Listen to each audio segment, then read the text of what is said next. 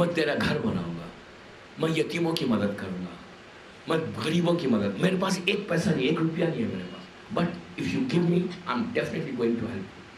صرف نیت کریں. معصوم کہتے ہیں کہ نیت کرو اللہ اجر دے گا. نیت کرو اللہ تمہارے گناہوں کو معاف کرے گا. نیت تو کرو، ٹرائی تو کرو، سٹارٹ تو کرو. کب تک دنیا کے چکر میں ہم رہیں گے بابا؟ میں ایک عام بات کر رہا ہوں. کب تک it's high time now. We are in 21st century. امام کبھی بھی آ سکتے ہیں. Do some thing. ان واقعات کو سنا کے میرا مقصد ہی یہ تھا کہ ہمارے ذہن کھل جائے. بچوں کے، بڑوں کے نہیں. بڑے تو مجھ سے بہتر جانتے ہیں، میری ریسپیکٹ، ان کی عزت ہے. میں بچوں کے لیے بات کر رہا ہوں. یعقوب کلینی کا کنٹریبیوشن دیکھیں. ان کا پیریڈ گزرتا ہے. اس کے بعد حسین بابی خمی کا پیریڈ شروع ہوتا ہے. سیکنڈ عالم حسین بابی خمی، ان کی یہ لاولد تھے. ان کا پیریڈ بھی شیخ ابا ان کے بعد یہ یعقوب کلینی کے ساتھی ہے. ان کو یہ لاولد تھے، اولاد نہیں ہو رہی تھی. تو انہوں نے خط لکھا زمانے کے امام کو، اور یہ خط حسین ابن رو کو لے جا کے دیا. امام تک خط گیا. 12ویں امام نے ان کو جواب دیا. کتنا بڑا عالم ہے کہ زمانے کے امام کی رائٹنگ کا لیٹر ان کے پاس آیا. کیا آیا؟ امام نے کہا کہ میں تمہاری اب جو پریزنٹ وائف ہے، میں اس لیے آہستہ کہہ رہا ہوں، میری آواز اوپر جا رہی ہے، نام وہ نہ ہو جائے کچھ. تو جو تمہاری پریزنٹ وائف ہے، اس سے اولاد نہیں ہوگی. تمہاری شادی ایک کنیز کے ساتھ ہوگی، اس سے 2 بیٹے اللہ عطا کرے گا. اب آپ دیکھیے امام کہہ رہا ہے 2 بیٹے اللہ عطا کرے گا. ایک کا نام محمد رکھنا، ایک کا نام حسین رکھنا. امام نام بھی بتا رہے ہیں کہ اس بیٹے کا نام محمد رکھنا، ایک کا نام حسین رکھنا. آپ کو معلوم یہ دونوں کون تھے؟ یہی آگے بڑھ کے شیخ صدوق بنے. آج جو ایران میں شاہ عبدالعظیم کے روضے میں جو اللہ ہم کو زیارت نصیب کرے، وہاں پہ شیخ صدوق کے بارے میں سنیں کہ شیخ صدوق کا کنٹریبیوشن کیا ہے شیعت کے لیے. ان کی کتاب تو اصول کافی ہے. شیخ صدوق وہ پرسنالٹی ہے کہ جو زمانے کے امام کی دعا سے پیدا. سب سے بڑا آنر اس بندے کا یہ کہ امام زمانہ کا جو ہے دعا، امام نے دعا کی اور ان کو 2 بیٹے پیدا ہوئے. یہ اتنے ذہین تھے، انٹیلیجنٹ اتنے تھے. یہ ان کے بارے میں بچپنے کا ایک چھوٹا سا واقعہ ہے. ان کا عالم یہ تھا کہ ایک مدرسے میں یہ لوگ جاتے تھے، تو پورے مدرسے کو ان کی ذہانت کو دیکھ کے، انٹیلیجنسی کو دیکھ کے لوگ پوچھتے تھے، اچھا تم وہی ہو جو امام کی دعا سے پیدا ہوئے؟ مطلب لوگوں میں اتنا مشہور تھا. یہ اتنے ذہین تھے. اچھا اس زمانے میں بینچ اور چیئرس اور ٹیبل تو نہیں ہوتے تھے اسٹوڈنٹس کے لیے.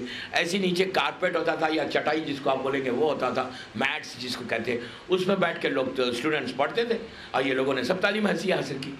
8 یا 10 سال کا ان کا سن تھا. اتنے انٹیلیجنٹ لوگ بڑے کہ یار اتنا یہ ذہین لڑکا ہے، اس کی ذہانت کو ہم چیک کریں، انٹیلیجنسی کو چیک کریں گے. کیا یہ جو کارپیٹ جیسی یہ میٹ بچھی ہوئی ہے نا، میٹ کے نیچے ایک چھوٹا سا پیپر رکھ دیا. یہ جہاں بیٹھتے تھے وہاں نیچے پیپر رکھ دیا. کہا لیٹس سی کہ ان کو فیل ہوتا ہے. یعنی ان کی اتنے ذہین ہے، آپ ان کی انٹیلیجنسی دیکھیں. یہ آئے نارمل آ کے بیٹھ گئے. جیسے ہی بیٹھے اوپر دیکھا نیچے دیکھا، کہا کہ ایسے معلوم ہو رہا ہے جیسا چھت نیچی ہو گئی ہے یا زمین اونچی ہو گئی ہے. ایک پیپر اتنا ذہین آدمی تھا. امام زمانہ کی دعا سے پیدا ہوئے. اور صدوق کے معنی ہے، ان کا نام اصل محمد ہے، محمد ابن حسن، محمد ابن علی. صدوق کے معنی سچ بولنے والا. انہیں آپ دیکھیں کہ ان کا لقب بھی صدوق پڑ گیا. شیخ صدوق کے نام سے مشہور ہے. یہ وہ پرسنالٹی ہے کہ جنہوں نے 4 یا 5 دفعہ امام سے ملاقات کی. ان کی مشہور کتاب ہے اتمام دین اور اتمام نعمہ، مشہور کتاب. یہ کتاب انہوں نے لکھی کیسے؟ یہ کتاب وہ ہے دوستو، اتمام دین اور اتمام نعمت، کہ یہ اگر کتاب کسی کے پاس آ جائے نا، زمانے کے امام کے لیے اس سے بہتر کوئی کتاب نہیں، اس لیے کہ یہ کتاب امام نے ان سے لکھوائی. ان کے بارے میں ہے کہ ایک دن یہ بڑے پریشان تھے. یہ جو بخاری ہے نا، شیخ بخاری جو کتاب ہے، بخارے میں یہ گئے تو وہاں پہ غیبت کبریٰ کا آغاز ہو گیا تھا. لوگوں کو امام کے بارے میں بڑی کنفیوژنس تھے کہ اتنی لمبی ایج کیسا ہو رہی ہے امام کی, 100 سال ہو گئے امام آتے نہیں. بہرحال غیبت کے معاملے میں بڑا کنفیوژن, ایک شیعت میں بڑی کنفیوژن پھیلی ہوئی تھی, نیا نیا زمانہ تھا غیبت کا. تو یہ خواب میں انہوں نے دیکھا, یہ بھی تھوڑے سے کنفیوز ہو گئے. خواب میں دیکھا کہ یہ خانہ کعبہ کے پاس ہیں, حجر اسود کے پاس. حجر اسود کے پاس یہ دعا مانگ رہے ہیں, پیچھے سے ایک ہاتھ آئے, خواب میں دیکھ رہے ہیں. تو یہ پلٹے تو دیکھا کہ امام کہتے ہیں کہ اے محمد تم اتنے کیوں گھبرائے. آپ دیکھیں مولا کا طریقہ بات کرنے کا, اے محمد تم کیوں گھبرائے ہوئے. پھر امام کا پیار دیکھے, پلٹ کے کہتے ہیں امام کہ محمد تم تو ہماری دعا سے پیدا ہوئے, تم کیوں گھبرا گئے. تم میرے لیے کتاب لکھو, ایسی کتاب لکھو کہ جو اوپر جن جن لوگوں کو لمبی ایج ملی ان کو پروف کرو, اور ہمارے حق میں کتاب لکھو غیبت کے اوپر. تو یہ خواب سے بیدار ہوا, اینڈ واز سو ہیپی کہ امام آ کے مجھے ایڈوائز کریں. اس کے بعد پین اٹھایا, پیپر اٹھایا, دین ہی اسٹارٹڈ رائٹنگ. اب جو لکھنا شروع کیا وہ کتاب 1100 ایئر سے اب تک موجود ہے. ان کے ساتھ بھی سیم معجزہ ہوا. آغا خمینی کے آنے کے بعد, آغا خمینی کے ریولیوشن کے بعد ان کی خبر کھلی تھی, بوسیدہ ہو گئی تھی, پرانی ہو گئی تھی, بارش ہوئی تھی تہران میں. تو ان کے بارے میں بھی یہ ہے کہ 1100 سال کے بعد دوستو 1100 ایئر, یہ میراکلز ہے. یہ کوئی وہ نہیں ہے کہ آپ یوں ہی کہہ رہا ہوں میں, یہ وہ پرسنالٹیز ہیں کہ جن کی باڈیز کو زمین نے ہاتھ نہیں لگائے. 1100 سال کے بعد شیخ صدوق کی وہاں پہ تہران میں جب خبر کھولی گئی, اس لیے کہ خبر ٹوٹ گئی تھی ایکچولی, تو آغا خود آئے تھے. ان کے بارے میں یہ ہے کہ جو انہوں نے داڑھی پہ خضاب لگایا تھا, ڈائی کیا تھا, مہندی سے ڈائی کیا تھا, مہندی کا رنگ نہیں گیا, مہندی کا رنگ نہیں گیا. مذاق ہے, جوک ہے, ہم کو پراؤڈ فیل کرنا ہے. آپ کیا سمجھ رہے ہیں کہ آپ آرام باغ میں ایسے لوگ نہیں ہوں گے؟ میں جانتا ہوں آرام باغ میں بھی ایسی پرسنالٹیز ہیں کہ جن کی باڈی کو ہاتھ نہیں لگایا, زمین نے ٹچ نہیں کیا. ہماری باڈیز جائیں گی, اگر 20 سال میں ختم ہونا ہے تو 10 سال میں ختم ہوں گی, اس لیے کہ گناہ اتنے ہیں. سمجھے, ہمارے گناہ اتنے ہیں کہ 20 سال کا 25 سال کا حکم ہے نا, ہم تو 10 سال میں زمین بولی کہ آ جا بابا تو آ جا. اس لیے کہ جب ہم زمین پہ چلتے ہیں تو کتنے غرور کے ساتھ چلتے ہیں. اگر ہمارے جب چلتے ہیں بڑا بزنس ڈیل ہو جائے تو اب زمین پہ ہم چلیں گے تو یہ سوچ کے چلیں گے تو اس وقت تو بامبے کا میں سب سے بڑا سیٹ ہو گئی. میری تو آج اتنا بڑا میں نے ڈیل کر لی, میرے پاس تو آج یہ دولت آ گئی, میرا گھر دیکھو, میرا یہ دیکھو. زمین پہ جب چلتے ہیں نا غرور اور تکبر کے ساتھ, تب زمین اس وقت پکارتی ہے کہ میرے سینے پہ غرور سے چلنے والے, کل جب تو میرے پاس آئے گا نا جب میں بتاؤں گی. ایسے لوگ جب مرتے ہیں یعقوب کلینی اور شیخ صدوق جیسے, تو وہ جس زمین پہ وہ دفن ہوتے ہیں, تو اس زمین, وہ غور سے سنیں, وہ زمین جب ایسے علماء, ایسے پائس لوگ, مومنین لوگ, مومنات جب دفن ہوتے ہیں نا, تو وہ زمین جہاں پہ وہ دفن ہوئے, وہ زمین چیختی ہے, چیخ کے ایک دوسری زمین کو کہتی ہے دیکھ میرے دامن میں کیسا مومن آیا. زمین فخر کرتی ہے ایسے مومن کو اپنے دامن میں لینے کے لیے, فخر کرتی ہے کہ آج میں لکی ہوں کہ میرے دامن میں ایسا مومن علی والا آیا. دوسری زمینوں پہ فخر کرے گی. تو یہ تو حساب ہے دوستو ہمارا. شیخ صدوق وہ پرسنالٹی کی جو امام کی دعا سے پیدا ہوئے. شیخ صدوق کے بعد کا پیریڈ شروع ہوتا ہے, اس لیے کہ میں تو صرف نام لے کے کر رہا ہوں. گھڑی کی سوئی ساتھی نے دے رہی, 35 منٹ ہو گئے, 35 منٹس, اور آپ 1 گھنٹے سے زیادہ سننا بھی نہیں چاہتے. نہیں, ہم کو بس ٹائم کا ہے, فوراً دوسری جگہ جانا ہے. سر آپ پڑھے محمد والے محمد.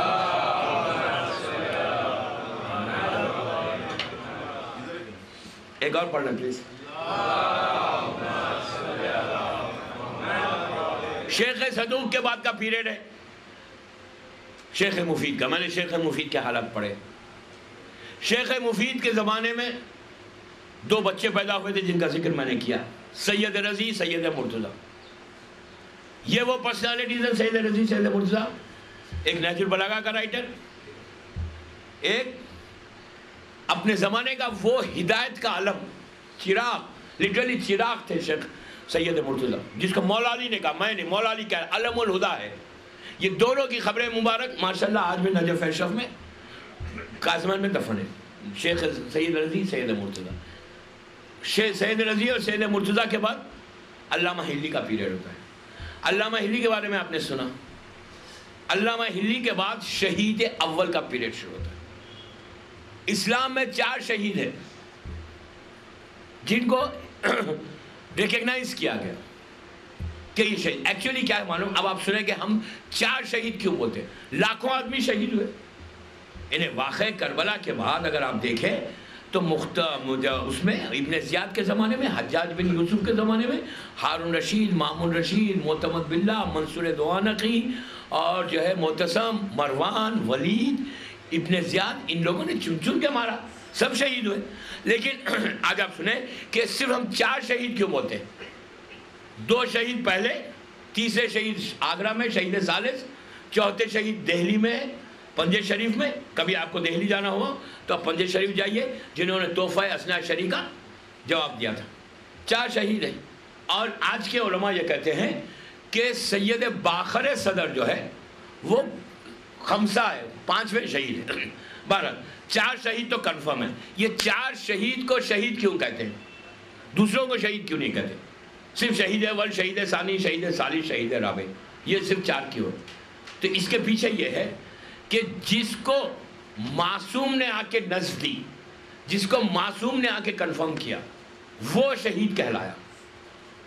مثال کے طور پہ ہزاروں لوگ مر گئے، شہید ہوئے، حجاج کے زمانے میں، ہارون کے زمانے میں، مامون کے زمانے میں، لیکن کسی کو کنفرم نہیں کیا گیا. مطلب معصوم نے آ کے کنفرم نہیں کیا کہ یہ شہید ہو گیا. جس کو معصوم نے کنفرم کیا اس کو جو ہے شہید کہا گیا. جیسا شہید ثالث کے بارے میں ہے، شہید ثالث آگرہ میں جو ہے ان کے بارے میں یہ ہے کہ نور اللہ شوستری کی میت کو جہانگیر نے 3 دن تک راستے پہ کوڑے پہ ڈال دیا تھا. کوڑے پہ پڑی ہوئی تھی، گاربیج میں پڑی ہوئی تھی. تو 3 دن کے بعد اللہ کا رسول جہانگیر کے خواب میں آیا، مغل امپائر جہانگیر اس کے خواب میں آیا، اللہ کے رسول آئے اور آ کے کہا یہ میرا بیٹا تھا، میرے بیٹے کو تو نے ظلم سے قتل کیا اور اس کی باڈی کو بھی دفن ہونے نہیں دیتا. تو یہ گھبرا گیا، گھبرا کے ان کو دفن ہونے دیا. دوسرا واقعہ یہ ہے کہ گوالیر جو بالکل آگرہ کے قریب ایک شہر سٹی ہے، آج بھی گوالیر ایک سٹی ہے، گوالیر میں کچھ ایرانی سید آئے ہوئے تھے. تو وہاں پر ان کے خواب میں، سید کے خواب میں شہزادی کونین بنت رسول بی بی فاطمہ الزہرا سلام اللہ شہزادی کونین آئیں اور آ کے کہا کہ میرے بیٹے کی بیٹا کہا، اور سید تھے سید نور اللہ شاہ، کہا میرے بیٹے کی میت پڑی ہوئی ہے، جاؤ اور دفن کرو. 2 معصوموں کی نس ملی جس کی وجہ سے شہید کو شہید ثالث کہا گیا. دوبارہ میں نے اگزامپل دیا کہ 4 شہید گزرے. پہلا جو شہید تھا علامہ ہلی کے بعد کا پیریڈ 800 ایئرس ہو گئے. اب آپ ان کے بارے میں سنیں. شہید اول وہ شہید ہے دوستو کہ جس کی ایک مشہور کتاب ہے لمع، جو آج مجتہد نہیں بنتا. کسی مدرسہ، کوئی مدرسے میں ایسا نہیں ہے کہ جہاں پہ یہ لمع پڑھائی نہیں جاتی. ایون لکھنؤ میں جو اس وقت ہمارے مدرسے ہیں 2، اور دنیا بامبے میں بھی ہے، دنیا بھر میں جہاں مدرسے ہیں، کسی بھی اسٹوڈنٹ سے آپ یہ پوچھیں کہ تم نے لمع پڑھی تو ہر اسٹوڈنٹ بولے گا لمع میں نے پڑھی. لمع پڑھنے کے بعد یہ ایک نایاب کتاب ہے. اچھا زیادہ موٹی اتنی بڑی کتاب نہیں ہے، چھوٹی اتنی کتاب ہوگی، لیکن ایکسٹرا آرڈینری بک ہے، ایکسٹرا آرڈینری بک فقہ کے معاملے میں. لمع یہ کتاب انہوں نے جیل میں لکھی. جیل میں ہم جائیں گے تو ہم لوگوں سے مطلب ہم باہر نکلنے کے چکر میں ہم کچھ جیل میں جا کر بھی اس بندے نے زندگی میں تو پرابلم میں آ گیا تھا، اس لیے کہ انہوں نے چاہدہ معصومین کی پوری کتاب لکھی تھی. زبان حیات پکڑے گئے اور جیل کر دیا. ان کی ایج تھی 52 ایئرس. ضیاء الدین ان کا نام ہے، ایران کے رہنے والے. ان کے ساتھ ظلم کیا ہوا ان کی آج خبر نہیں ہے. دیکھیں 2 شہیدوں کی خبریں نہیں ہیں آج. خبر کا نشان بھی مٹ گیا. شہید اول اور شہید ثانی، شہید ثالث اور شہید رابع کی خبر ہندوستان میں موجود ہے. یہ دونوں شہید، دونوں کی خبریں نہیں ہیں، خبر نہیں ہے، گریو بھی نہیں ہے ان کی. شہید اول کو پکڑا گیا، پکڑ کے سیریا میں علماء نے، اہل سنت دشمنوں نے پکڑ کے وہاں کا جو حاکم تھا ان کو ہینگ کرتا ہے، ان کو کوڑے مارتے. He was just 52 years old. وہ کتاب لمع جب پکڑی گئی اور ان کو ہینگ کیا، ہینگ کر کے ان کی باڈی کو جلا کے ان کی راکھ کو ہوا میں منتشر کر دیا. شہید ختم ہو گئے 52 ایئرس میں. یہ کنٹریبیوشن ان کا ایسا تھا. لمع وہ کتاب ایسی نایاب پکڑی گئی تھی. اب آپ سنو واقعہ شہادت کا واقعہ، آپ کو مزہ آئے گا. دوسرے جو شہید ہیں جنہوں نے اس کتاب کی شرح لکھی، شرح لما کتاب کے بارے میں لکھا، شرح لکھی اس کی، وہ جو دوسرے شہید ہے ان کو جدہ سے پکڑا گیا، مکے سے، ناٹ جدہ، مکے سے، دوران حج بنی عباس کی حکومت تھی، دوران حج یہ حج کر رہے تھے، ان کو پکڑا، عبادت میں تھے مسجد الحرام میں، وہاں سے ان کو پکڑ کے ان کو ٹرکی لے کے گئے، استنبول، ان کی شہادت استنبول میں ہوئی، ایک کی شہادت ڈیماسکس میں ہوئی، دوسری کی شہادت استنبول ٹرکی، دوسرے شہید۔ ان کا ایک خواب میں بیان کرتا ہوں، انہوں نے ایک خواب دیکھا تھا، اور خواب میں کیا دیکھا؟ اب دیکھیں کہ شہادت کا ریگارڈ امام کی بارگاہ میں یا اللہ کی بارگاہ میں اس کی عزت کیا ہے، عزت کیا ہے، دیکھیں آپ کہ اگر کوئی شہید ہوتا ہے، کام کر کے شہید ہوتا ہے، دوسرے شہید نے خواب دیکھا اپنی شہادت سے پہلے، دیکھا کہ میدان محشر ہے، پورے لوگ میدان محشر میں ہیں، اور 13 معصومین ہیں، اللہ کے رسول سے لے کے شہزادی کو چھوڑ کے امام زمانہ تک 13 معصومین کرسیوں پہ بیٹھے ہوئے، اور ان کے پیچھے علماء ہیں، علماء کی کوئی، ان کے پیچھے علماء ہیں، پھر مومنین اور مومنات ہیں۔ لیکن انہوں نے ایک عجیب چیز یہ دیکھی کہ وہ 13 معصومین کے ساتھ کچھ کرسیاں رکھی ہوئی، چیئرز رکھی ہوئی ہیں، اس میں ایک چیئر کے اوپر شہید اول بیٹھے ہوئے، اور شہید اول کے پیچھے جو علماء کی ہے اس میں یعقوب کلینی بھی ہے، شیخ مفید بھی ہے، سید رضی بھی، سید مرتضیٰ بھی، علامہ ہلی بھی، یہ لوگ بیٹھے ہوئے ہیں، اور شہید اول معصومین کے ساتھ بیٹھے ہوئے ہیں۔ شہید اول کو سید نہیں تھے کہ چلو معصومین کے ساتھ بیٹھے، نہیں، نارمل شیخ تھے، ہم جیسے انسان تھے، وہ وہاں بیٹھے۔ انہوں نے کہا کہ یہ شہید وہاں کیسا بیٹھ گئے معصومین کے ساتھ، جبکہ ان سے سینئر علماء پیچھے ہیں، شیخ مفید، یعقوب کلینی، بابی خمی، شیخ صدوق، سب پیچھے بیٹھے ہوئے، شہید سامنے بیٹھے ہوئے۔ تو انہوں نے پوچھا کہ شہید سامنے کیسا بیٹھ گئے؟ اچھا، شہید کے بعد جو ایک کرسی خالی ہے، وہ شہید سامنے کیسا بیٹھ گئے؟ کیا ان کا علم زیادہ ہے؟ سینئر تو نہیں ہے، سینئر تو دوسرے علماء تھے، یہ تو بعد کے ہیں، یہ تو شیخ صدوق کے بعد، شیخ مفید کے بعد کے شہید اول، علامہ ہلی کے بعد کے بھی ہے، وہ زمانہ ہے۔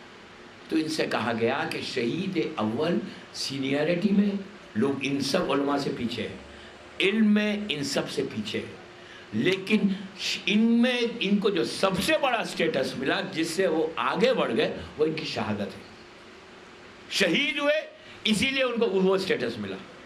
تو اس وقت ان کے دل میں یہ کہتے ہیں کہ میں نے خواب میں ایک دعا کی، خواب میں ایک دعا کی کہ پروردگار وہ جو خالی چیئر ہے نا وہ مجھے دے دے۔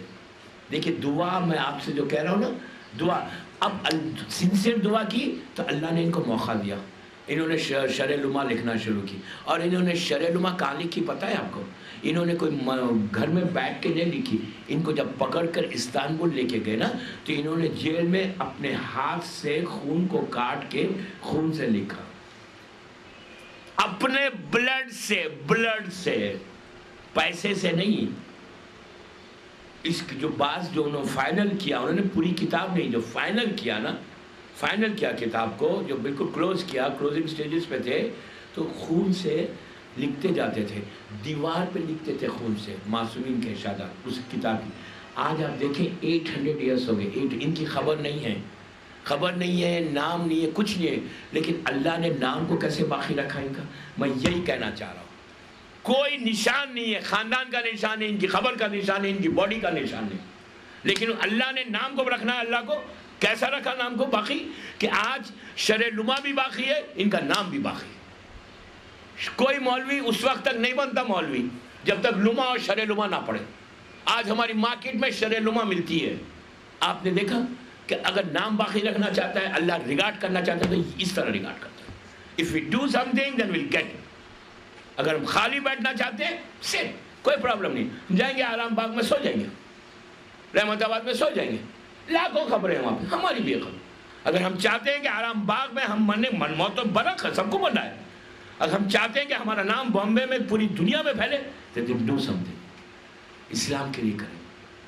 ان واقعات کو سن کے عورت، مرد، لڑکی، لڑکا، سب کے دل میں جذبہ ہے، ہم کچھ نہیں کر سکتے، میری خواہش سے اتنی ہے، میں کامیاب ہو جاؤں گا، ممبر کا حق ادا ہوگا اگر ہم نے دعا کر لی تھی۔ صرف دعا کرنے کے لیے میں کہہ رہا ہوں، میں کچھ کرنے کے لیے نہیں۔ آپ دعا کرتے رہیں، دل میں کہتے رہیں، کہ پروردگار give me chance, give me chance, give me chance, give me chance. جتنا پکاریں گے ایک سٹیج ایسا آئے گا. دیکھیں دروازے کو اگر آپ نوک کریں نا 1 2 3 4 5 کرتے رہیں گے سٹیج آئے گا, دروازہ کھل جائے گا. تو رحمت کا دروازہ آپ سب پہ کھلے گا انشاءاللہ. ٹرائی تو کرو. اللہ یہ کہتا ہے کہ تم ٹرائی کرو, میں پورا کرنے والا ہوں. انیشیٹو تو کرو, تمہارا انیشیٹو ہی نہیں ہے. میرا مقصد یہ محسنان اسلام کا جو ہے نا صرف یہ تھا کہ ان واقعات کو تھوڑے اگر میں ڈیٹیل میں جاؤں تو یقین کریں ایک عرصہ ہو جائے. یعقوب کلینی سے رہبر انقلاب تک خمینی صاحب تک پہنچو نا تو ایک عرصے سے زیادہ ہو جائے. اتنے واقعات ہیں. میں تو آج کچھ بھی نہیں پڑھ رہا ہوں, میں تو خالی ان کا نام لے رہا ہوں, بتا رہا ہوں, اور کتاب کا نام نتھنگ. اس سے کہ ٹائم ہی نہیں. ابھی جو ہے نا 45 منٹ ہو گئے, لیکن میں 10 منٹ زیادہ دینے والا ہوں. صلوات پڑھ لیں محمد وآل محمد. یہ شہید اول شہید ثانی ہے. شہید ثالث کا آپ نے سنا, اس سے پہلے بھی میں نے پڑھا. شہید ثالث آگرہ میں, موقع ملا تو ضرور جائیے آگرہ. میرا پرسنل ایکسپیرینس ہے دوستو. یہ بہت بڑا ایک. اب شہید ثالث کے لیے ہم کیا کرتے ہیں؟ اچھا میں جن علماء کا نام لے رہا ہوں نا, آپ سے ریکویسٹ یہ ہے کہ جب آپ نماز شب پڑھیں یا کبھی بیٹھ کے فاتحہ پڑھیں تو اللہم اغفر یعقوب کلینی, اللہم اغفر شیخ صدوق, اللہم اغفر حسین بابی قومی, اللہم اغفر علامہ علی, اللہم اغفر شہید اول, اللہم اغفر شہید, اور ان کے والدین. آپ کا اب یہ احسان ہم اتارے ہیں ان کے اوپر. حل جزاء الاحسان الا الاحسان کا مطلب یہ کہ اب ہم کیا کریں, نماز شب میں ان علماء کا نام لیں. آپ کو پتہ ہے نام لینے سے آپ کو فائدہ کیا ہوگا؟ یقین کریں. یہ ہم جیسے نہیں تھے, جیسے ہم ہیں نا احسان فراموش, وہ نہیں ہے. جس دن آپ نام لیں گے ان کا تو آپ کا نام, آپ نے کہا اللہم اغفر شیخ صدوق, اللہم اغفر علامہ ہلی, آپ نے کہا. آپ نے بامبے میں کہا, بینڈرا میں کہا اللہم اغفر علامہ ہلی, تو کیا ہوا اس سے؟ علامہ ہلی کہاں ہے؟ ہلے میں, کربلا میں, نجف ایشب میں دفن ہے, وہاں علامہ ہلی ہے. آپ نے جیسے ہی کہا اللہم اغفر علامہ ہلی, آپ کے منہ سے نکلا آسمان تک, عرش الہی تک آواز گئی. اب اللہ نے اس آواز کو وہاں تک پہنچانا ہے. تو سیٹلائٹ کا ہے اوپر ہے, آپ نے جیسے ہی کہا اوپر آواز گئی, اوپر سے نیچے آنا ہے, ان کی خبر تک پہنچنا ہے. جیسے ان کی خبر تک فرشتے لے جا کے پہنچاتے ہیں, اور فرشتے کہتے ہیں کہ ہلی بینڈرا کے اس مومن نے تمہارے لیے مغفرت کی دعا کی, رحمت کی تمہارے حق میں دعا کی. تو اللہ جو ہے کیا کرتا ہے کہ نجف اشرف سے آپ کو بینڈرا میں بتاتا ہے علامہ ہلی کو. علامہ ہلی آپ کو دیکھتے ہیں کہ آپ کھڑے ہوئے اللہ کی بارگاہ میں اللہم اغفر کہہ رہے ہیں. تو اسے ہوتا کیا ہے, جب ان تک رحمت پہنچتی ہے نا تو حل جزاء الاحسان الا الاحسان کا بدلہ یہ ہے کہ وہ وہاں سے دعا کرتے ہیں, ہاتھ اٹھا کے کہتے ہیں پروردگار اس نے بینڈرا میں مجھے یاد کیا نا آدھی رات کو, تو بھی ان پر رحمت کو نازل کر. اس نے میری رحمت کے لیے دعا کی. تو دوستو ان علماء کی دعا تو فوراً قبول ہو. جب ان کی دعا آپ تک روز پہنچے گی نا تو بلیو می جو آپ کے پرابلمز ہیں نا خود بخود سالو ہوں گے. علماء فوراً آپ کہہ رہے وہ آپ کے لیے رحمت کی دعا کریں. اور دوسرا فائدہ یہ ہے کہ ہمارے علماء یہ کہتے ہیں کہ اگر جس وقت وہ انسان جو اپنے علماء کو یاد کر کے, مرحومین کو یاد کر کے مرتا ہے تو اس کو اکیلے نہیں مرتا. جب وہ خبر میں جاتا ہے تو یہ تمام علماء اس کی مدد کے لیے آ کے کہتے ہیں کہ تو نے ہم کو یاد کیا, آج تو تنہا ہے, اکیلا ہے, ہم تیرے ساتھ ہیں. سمجھے, یہ فائدہ ہے. If you do something then you get. فائدہ ہے دوستو, فائدہ ان علماء کا نام لو جن کا احسان ہمارے اوپر ہے, جن کی وجہ سے شیعت بچی. شیعت تو پلیز اپنی دعاؤں میں, اپنی نماز شب میں ان تمام ہستیوں کا نام لیں. شہید اول, شہید ثانی, شہید ثانی, شہید رابع ختم ہوئے. اس کے بعد پیریڈ شروع ہوا شیخ خرِ عاملی کا. اللہ مشہد مقدس کی زیارت آپ سب کو پھر نصیب ہو انشاءاللہ. ہم سب مشہد مقدس میں جہاں پہ نظر بڑھتی ہے نا, جہاں پہ سے کوپنز ملتے ہیں دستخان کے, امام کے دستخان کے, وہ جو آفس ہے اس ویسی آفس کے, شاید وہ امام بابر رضا ہے, مجھے یاد نہیں آ رہا, لیکن وہ آفس جو جہاں سے آپ کو پاسپورٹ بتا کے ڈنر لنچ کا کوپن لینا پڑتا ہے, اسی آفس کے بازو ایک حجرہ ہے بہت بڑا, وہاں پہ ہے شیخ خرِ عاملی. ایک عجیب پرسنالٹی ہے شیخ خرِ عاملی کی. ان کی کتاب تھی ملا یعذر له الفقی, آج بھی موجود, ملا یعذر له الفقی. یہ کتاب وہ کتاب ہے کہ اگر یہ کتاب کسی کے پاس آ جائے تو پھر اس کو کوئی کنفیوژن نہیں ہوگا اسلام کا. He has written everything. پوری فقہ ہے, پورا عقیدہ ہے, ٹوٹل اسلام ہے وہ. ملا یعذر الفقی, شیخ حر عاملی، میں نے ایڈریس بھی بتایا، ایران میں مولا کے روزے میں جہاں سے کوپر ملتا ہے اس کے بالکل بازو ہے، روزانہ ان کے قبر مبارک کے پاس 11 بجے مجلس ہوتی ہے شیخ حر عاملی۔ یہ وہ شخصیت ہے کہ بچپنا ہے، he was something like 7-8 years old، بیمار ہوئے شدید، انہوں نے خود اپنی کتاب میں اس واقعے کو لکھا، شدید بیمار ہوئے، ایسے بیمار ہو گئے کہ ان کے ماں باپ یہ لوگ سب جو ہے ان کے بیڈ کے پاس قریب ہو گئے تھے کہ اب 5-10 منٹ میں 12 یا 13 سال کا سن تھا، 12-13 ایئرس کے تھے، کہ اب سب دعا کر رہے تھے کہ اب یہ تو ختم ہو جائے گا میرا بچہ۔ لیکن یہ کہتے ہیں دوستو آسان نہیں ہے، کتنی بڑی بات ہے، دیکھو یہ بندے کا اس خواب سے اندازہ لگاؤ کہ اس کا پوزیشن کیا تھا۔ شیخ حر عاملی کہتے ہیں کہ میں نے خواب میں دیکھا، غنودگی میں دیکھا، مطلب بالکل آدھا غش میں تھا، آدھا وہ تھا، دیکھا کہ معصومین اللہ کے رسول مولا سے لے کے امام زمانہ تک ان کو گھیرے ہوئے ہیں، 13 معصومین گھیرے ہوئے ہیں، مشہور ان کا واقعہ ان کی زندگی کا، اور اللہ کا رسول مولا سے کہہ رہا ہے کہ ابھی شیخ کو رہنے دو۔ تو امام نے اب امام حسن سے کہا، امام حسین، ویسی زمانے کے امام تک بات آئی، زمانے کے امام کے ہاتھ پہ ایک چھوٹا سا برتن ہے، اس کے اندر پانی ہے۔ اچھا پانی انہوں نے 2-3 دفعہ دیکھا اپنی زندگی میں امام زمانہ کو، اور امام ان کو پانی پلا رہے ہیں، ان کو پانی پلایا، شیخ ریوائیو ہوئے، اور اس کے بعد 70 یا 80 برس کی زندگی، 4 کتابیں لکھی، ایکسٹرا آرڈینری پرسنالٹی تھی، ایکسٹرا آرڈینری پرسنالٹی۔ ہمارے علماء کی اس فہرست میں شیخ حر عاملی ایکسٹرا آرڈینری، 4 یا 5 دفعہ فرزند زہرا سے ملاقات ہے ان کی، اور امام نے ان کو یاد بھی دلایا کہ بچپنے میں ہم نے تمہیں کیسے زندگی دی تھی۔ انہوں نے شیعت کا وہ کام کیا کہ ان کی کتاب آج بھی 800 سال 700 ایئرس کے قریب ہو گیا، شیخ حر عاملی کی ملا یازر الفقی آج بھی موجود ہے۔ یہ بندے کا کنٹریبیوشن کہ مشہد مقدس میں آج دفن ہے، جو وہاں جاتا ہے۔ اچھا وہیں اسی زمانے میں شیخ بہائی بھی ایک عجیب پسند ہے۔ آج جو نجف اشرف مولا کی زیارت اللہ ہم کو نصیب کرے، نجف اشرف کا جو سٹرکچر ہے نا، اچھا شیخ بہائی میں اور کمال کیا تھا، شیخ بہائی اسی زمانے کے اسی پیریڈ کے، شیخ بہائی آرکیٹیکٹ تھے by profession, he was engineer اور مرجع وقت بھی تھے، کہ ہمارے علماء جاہل نہیں تھے۔ میں یہ بولنا چاہوں جو نجف اشرف کا سٹرکچر ہے نا، جو پورا مولا کا روضہ مطلب رینوویٹ تو ہوا، لیکن ایکچولی سٹرکچر جو بنا ہوا ہے وہ شیخ بہائی کی انجینئرنگ ہے، شیخ بہائی کا آرکیٹیکٹ ہے، وہ ان کی ڈیزائننگ ہے۔ اچھا اس سے پہلے کا جو پیریڈ ہے، نصیر الدین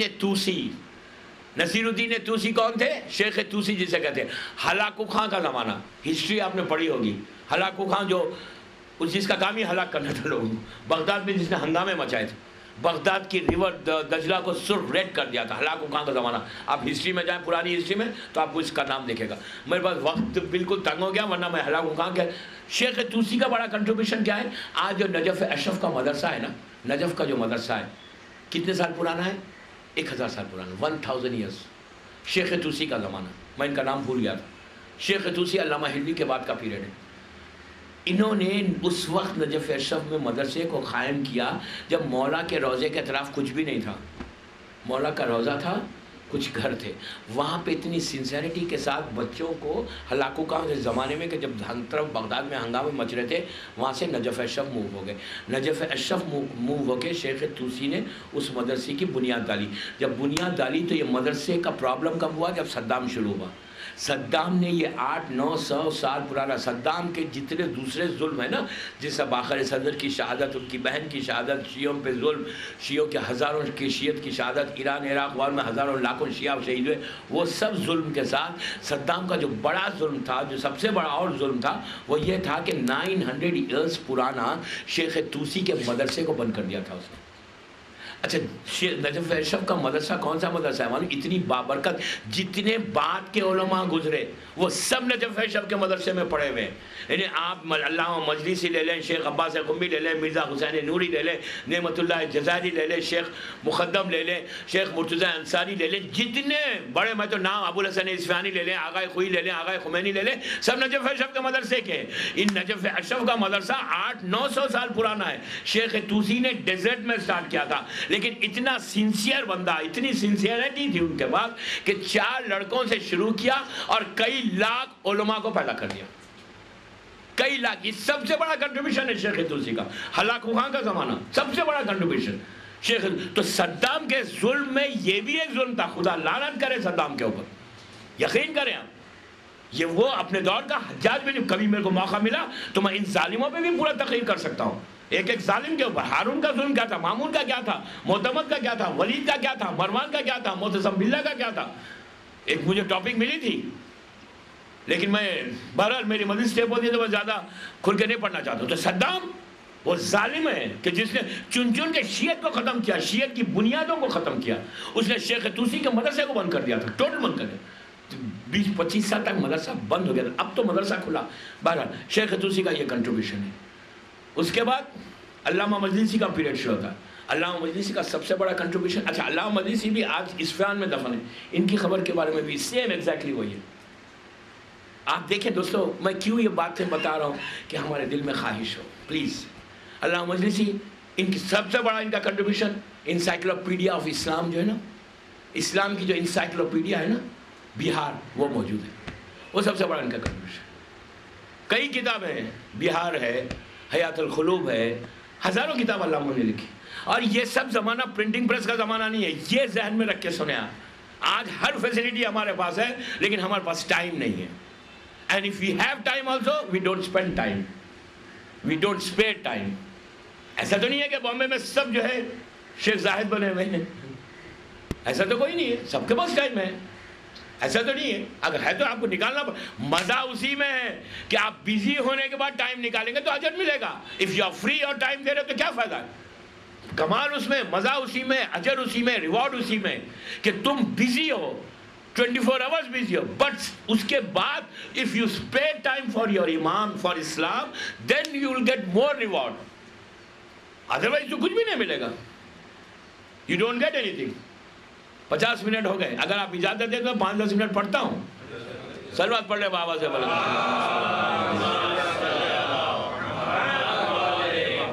ایک اور پڑھ لیں بابا سے بولے.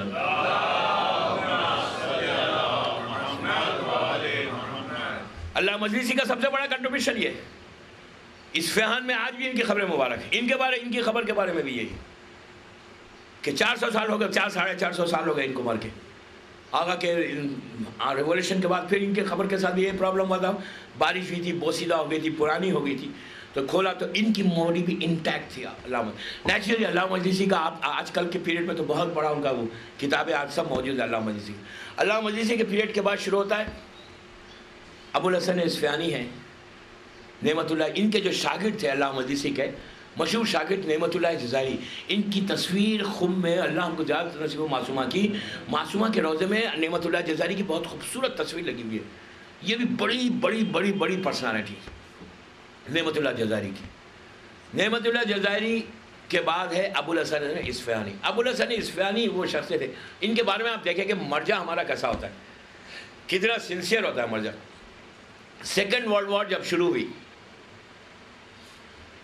سیکنڈ ورلڈ وار 45 میں, یا یہ فرسٹ ورلڈ وار کی ہے 20s کی, if I am not mistaken, first world war ہے 100 سال پہلے سے, لگ بھگ 100 years.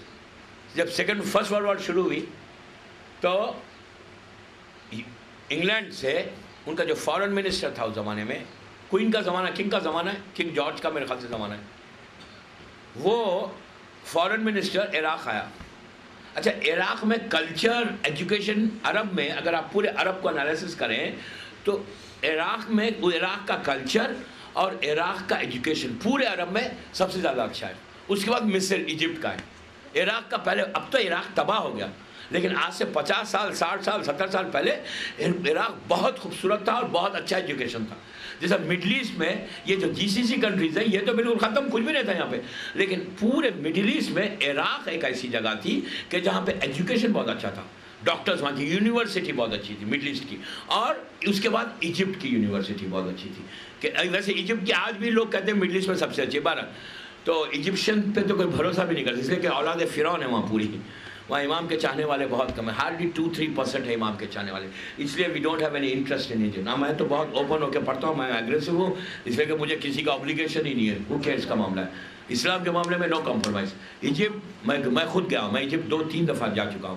میں کیرو بھی گیا, الیگزینڈریا بھی گیا. کیرو میں آج بھی سید بی بی زینب کے نام کی ذریعے بی بی زینب کا روضہ ہے اور امام حسین کا راس الحسین بنا ہوا ہے. لیکن یہ ایجپشینس پورے دشمن اہل بیت ہیں, کوئی مولا کا چاہنے والا وہاں نہیں. جیسا فلسطین, ایک عرب میں فلسطین ایک ایسی جگہ ہے کہ جہاں امام کا ایک چاہنے والا نہیں ملے گا, ایک چاہنے والا. وہ چھوٹا سا پاکٹ جو ہے نا فلسطین کا, اس میں ایک, اسی لیے آج ذلیل اور رسوا بھی ہو رہے ہیں وہ لوگ کہ فلسطین میں کوئی امام کا چاہنے والا نہیں ہے. سیریا میں آپ کو مل جائیں گے, آپ کو ہر جگہ, جارڈن میں مل جائیں گے امام کے چاہنے والے.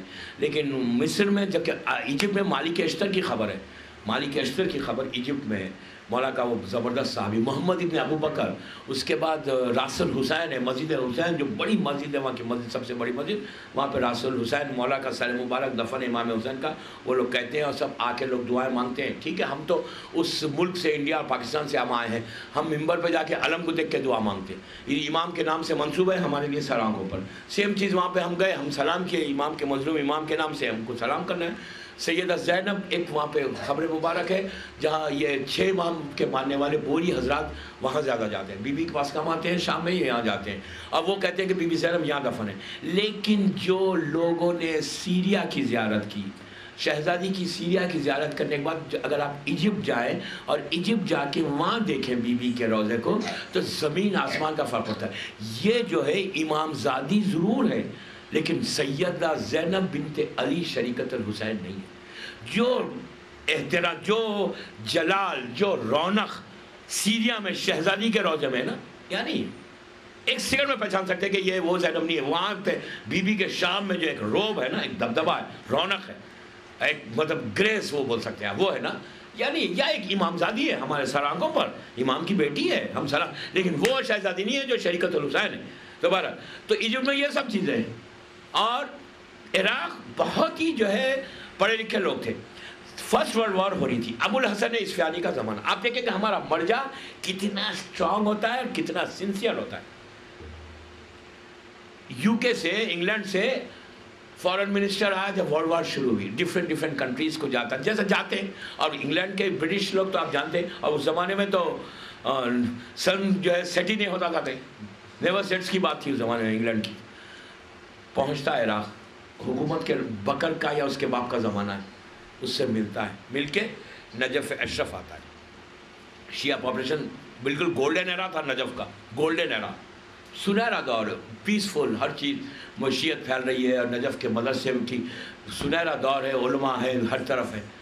پہنچا وہاں پہ ابو الحسن اسفیانی, بڑا پائس آدمی, ہمارا عجیب مرجع تھا یہ. ان کے پاس پہنچا فورن منسٹر, وہ بھی انگلینڈ کا, اس زمانے کا انگلینڈ کا فورن منسٹر, بگ پاور وہی تھا. جب پہنچا, گفتگو ہوئی, دوران گفتگو اس فورن منسٹر نے کہا ابو الحسن اسفیانی سے کہ شیخ, ہم نے سنا ہے کہ شیعت, آپ کے جو علماء, آپ کے جو ماننے والے ہیں, شیعت جو شیعہ جو مذہب ہے, آپ کو پتہ ہے کہ ہم جس ملک سے میں آیا ہوں, ہم تو ہر مذہب کو ریسپیکٹ کرتے ہیں, ہر ریلیجن کا ریسپیکٹ ہے. ان کا ریسپیکٹ آپ کو پتہ ہے نا کیسا ہے. یہ کہتے ہیں کہ ہم ہر ریلیجن کو ہم ریسپیکٹ کرتے ہیں, اور آپ کے ریلیجن کو, آپ کے فیتھ کو بھی ہمارے پاس بہت ریسپیکٹ ہے. اور میں نے یہ سنا کہ آپ کے پاس غربت بہت ہے, پریشان ہیں آپ لوگ, تو آپ بتائیے کہ ہمارا ملک آپ کو کیا ہیلپ کرے. انسلٹ تھی. شیخ نے سر کو اٹھا کے, آپ دیکھیں جواب دیکھیں آپ, وہ بھی اتنے بڑے منسٹر کو. شیخ نے سر کو اٹھا کے کہا, سنو, اس وقت تمہارا ملک جنگ کر رہا ہے, تمہارا ملک جنگ میں انوالو ہے, یہ بتاؤ میں کتنی ہیلپ کروں, یہ بتاؤ میں کتنی ہیلپ کروں تمہارے کو. وہ سٹنٹ ہو گیا, پلٹ کے جواب نہیں دے سکا. برٹش نوز تو آپ کو معلوم ہے, کہتا ہے کہ میں ہیلپ کروں, آپ تو بہت پریشان ہیں. شیخ نے کہا تو ہمیں کہتا ہے, تیرا ملک تو پریشان ہے, ہم تھوڑی پریشان ہیں, بول میں کتنی ہیلپ کروں تیری. سٹنٹ ہو گیا, خاموش بیٹھ گیا, سلام کر کے واپس. تو یہ مرجع ہے ہمارے علماء ایسے خوف نہیں کھایا. ابو الحسن اسفیانی کا پیریڈ کے بعد آغا حسین مرجدی ہے, آغا محسن حکیم ہے, اس کے بعد آغا خوئی اور آغا خمینی. آغا خوئی اور آغا خمینی کون پرسنالٹیز تھے پتہ ہے آپ کو؟ میں ممبر سے کہہ رہا ہوں, روایت میرے پاس آئی ہے, وایا روایت آئی ہے, روایت ہے. آغا خوئی کے بارے میں یہ ہے کہ شیخ حسن ایک تھے مسقط میں, شیخ حسن سے سرکار کی ملاقات ہوئی زمانے کے امام سے. انہوں نے پوچھا تھا خواب میں, تو ان کو کہا تھا 30s کی بات ہے, 40s کی بات ہے, کہ یہ بتائیے کہ آپ کا ظہور کا وقت کب آئے گا. تو شیخ حسن عربی مولانا ہے, ان کے بیٹے آج بھی موجود ہیں, انہوں نے کہا, امام نے کہا تھا کہ جب سید الحاج ابو القاسم الخوئی کا مرجعیت کا زمانہ ہوگا, وہ زمانہ ہمارا قریب ہو جائے گا ظہور سے. امام نے قریب کا ڈیٹ نہیں کہا. تو اس وقت تک آغائے خوئی حج نہیں کرے تھا انہوں نے. تو وہ پھر پہنچنے کے بعد ان سے دریافت کیا کہ آپ نے حج کیا؟ انہوں نے کہا نہیں کیا. تو کہا آپ حج کریں گے اس لیے کہ امام نے آپ کو الحج کہا, اور آپ سید ہیں, ریئل سید ہیں, اس لیے کہ امام نے آپ کو سید کہا. اس کے بعد یہ کہا. تو آغائے خوئی کے بارے میں ان کی سوانح حیات ایک چھپی تھی, اس میں انہوں نے 4 یا 5 واقعات ان کے لکھے گئے کہ انہوں نے ملاقات امام زمانہ کیسے کی. اس کے بعد اب آغائے خمینی کا ایک کنٹریبیوشن بتاتا ہوں کہ اس بندے کا کانفیڈنس دیکھیں آپ. اس بندے کا کانفیڈنس کیا تھا؟ Unbelievable confidence. جس کانفیڈنس نے ان کو اس منزل تک پہنچایا. شیعہ اگر ہے نا, تو ہمارا کوئی بھی انسان ہو, شیعت کو بازو ہٹایا, اگر بندے میں کانفیڈنس نہیں ہے نا, تو وہ زندگی میں کچھ نہیں کر سکتا. ہر چیز میں, پڑھائی میں ہو, جاب میں ہو, بزنس میں ہو, کسی چیز میں ہو, سب سے پہلے اپنے کانفیڈنس کو پیدا کرو کہ you can do something. اندر سے بولو, یہ بات بولتے جاؤ, فرام یور ہارٹ آپ کو بولنا ہے. آپ کے دماغ میں لگے you can do something, you are something, you are something, you can do something. تو جس بندے کا کانفیڈنس کا عجیب عالم تھا. ہمارے علماء میں آغائے خمینی کی جو بات ہے نا, کانفیڈنس کی, یہ کسی علماء میں کئی اوپر کے علماء میں معلوم ہے. اچھا, بیچ میں میں نے شیخ باقر سید باقر صدر کو چھوڑ دیا, اور کئی علماء کو میں نے چھوڑ دیا. میں کیا کروں, ہو گئے 1 گھنٹہ 5 منٹ, تو بس ختم کر رہا ہوں میں. آغائے خمینی کا ایک انسیڈنٹ سنیں کہ بھروسہ, ٹرسٹ, کانفیڈنس اتنا کہ جب بھی کوئی, اچھا یہ کانفیڈنس نے ان کو اس اسٹیج تک پہنچایا. اتنا کانفیڈنس, بڑا سیلف کانفیڈنس جس کو ہوتے ہیں نا, یہ ہمارے بچوں میں آنا چاہیے. اپنے کانفیڈنس ہر چیز میں ہونا چاہیے. خالی ایک چیز میں نہیں, ان میں سب میں تھا. ان کے علم میں ان کو وہ تھا, ان کو مطلب کام کرنے میں تھا. کوئی کام سوچ کے, سمجھ کے, وزڈم جسے آپ بولیے, وہ بھی اتنا اسٹرانگ ان کا وہ تھا. یہ بندہ کا ایک انسان دیکھیں کہ ایمان کی ان کے لیے, ان کے اوپر نظر کرم کیا تھی. پورا ریولیوشن آپ کے سامنے, میں انقلاب نہیں پڑھ رہا ہوں. ان کا پیرس سے تہران آنا آپ کے سامنے ہے. پیرس سے تہران آئے, آپ کو پتا ہے جب آ رہے تھے پیرس سے Tehran, Charles de Gaulle airport پہ, جو لوگ گئے ہیں پیرس وہ جانتے ہیں کہ چارلس ڈی گول ایئرپورٹ کتنا بڑا ہے. چارلس ڈی گول ایئرپورٹ سے ان کو مہرآباد آنا تھا, تہران ایئرپورٹ, 6.5 گھنٹے کی فلائٹ تھی.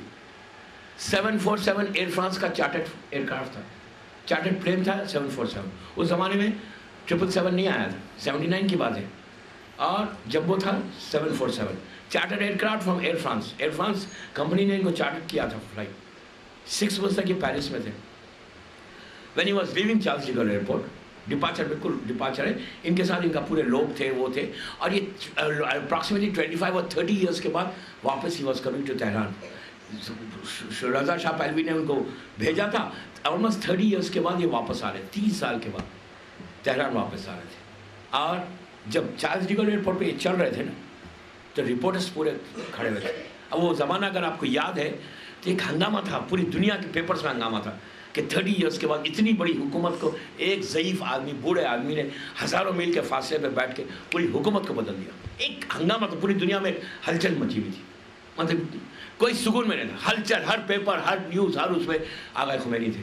کتنی بڑی حکومت ختم ہو گئی مڈل ایسٹ کی, نہیں کنگڈم ختم ہو گیا. جو 2500 سال یہ جو پہلوی خاندان ہے, ان کی جو حکومت تھی, یہ آتش پرستوں کی حکومت. روایتوں میں کہ 2500 سال سے تھے. انہوں نے, یہ شاہ رضا پہلوی نے ایک بہت بڑا فنکشن بھی کیا تھا ارلی 70s میں کہ 2500 ایئر سے ہماری جو ہے بادشاہت چل رہی, مکہ چل رہی, اور جس کی وجہ سے آج ہم جو ہے حکومت کرتے ہیں. آپ سوچو 2500 سال کی حکومت کو اس آقا نے بیٹھ کر جو ہے نا ہلا کے اس کی اس بادشاہ کو ختم کر دیا. اس کو آپ دیکھیں کہ اللہ اس کو اتنا اس کو ذلیل کیا تھا, اتنا ذلیل کیا تھا. اس نے آغائے خمینی کو اپنے ملک سے نکالا تھا, اور رات کے وقت نکالا تھا. جلا وطن کے لیے بولا تھا get out from here, get out from here بولا تھا اس نے. اور آغا اکیلے ایک جوڑے سے نکلے تھے, نکل کے کویت آئے. رات بھر ونٹر کویت میں, کویت بارڈر پہ گزارا. کویت بارڈر سے پھر یہ عراق چلے گئے تھے. ایک جوڑے سے گئے تھے. وہ اس وقت اس کی بگ نوز تھی, بادشاہ تھا, کنگ تھا رضا شاہ پہلوی. اللہ نے ذلیل کیسے کیا, ذلیل کیسے کیا؟ وہ سمجھ رہا تھا کہ پوری دنیا امریکہ، پوری سپورٹ امریکہ کی تھی. ہم بڑے بڑے ملک جو ہے اس کو سپورٹ کرتے، جتنے بگ پاورس ہیں. اس وقت مڈل ایسٹ کا سب سے بڑا بگ پاور ایران تھا. یہ دوسرے جو ملک ہیں نا عرب کے، میں نام نہیں لیتا، وہ لوگ کوئی بگ پاور نہیں تھے اس وقت. سب جانتے ہیں کہ Iran was a big power. اور امریکہ کی ایسی ایلی تھی یہ کہ بس دونوں ایک تھے.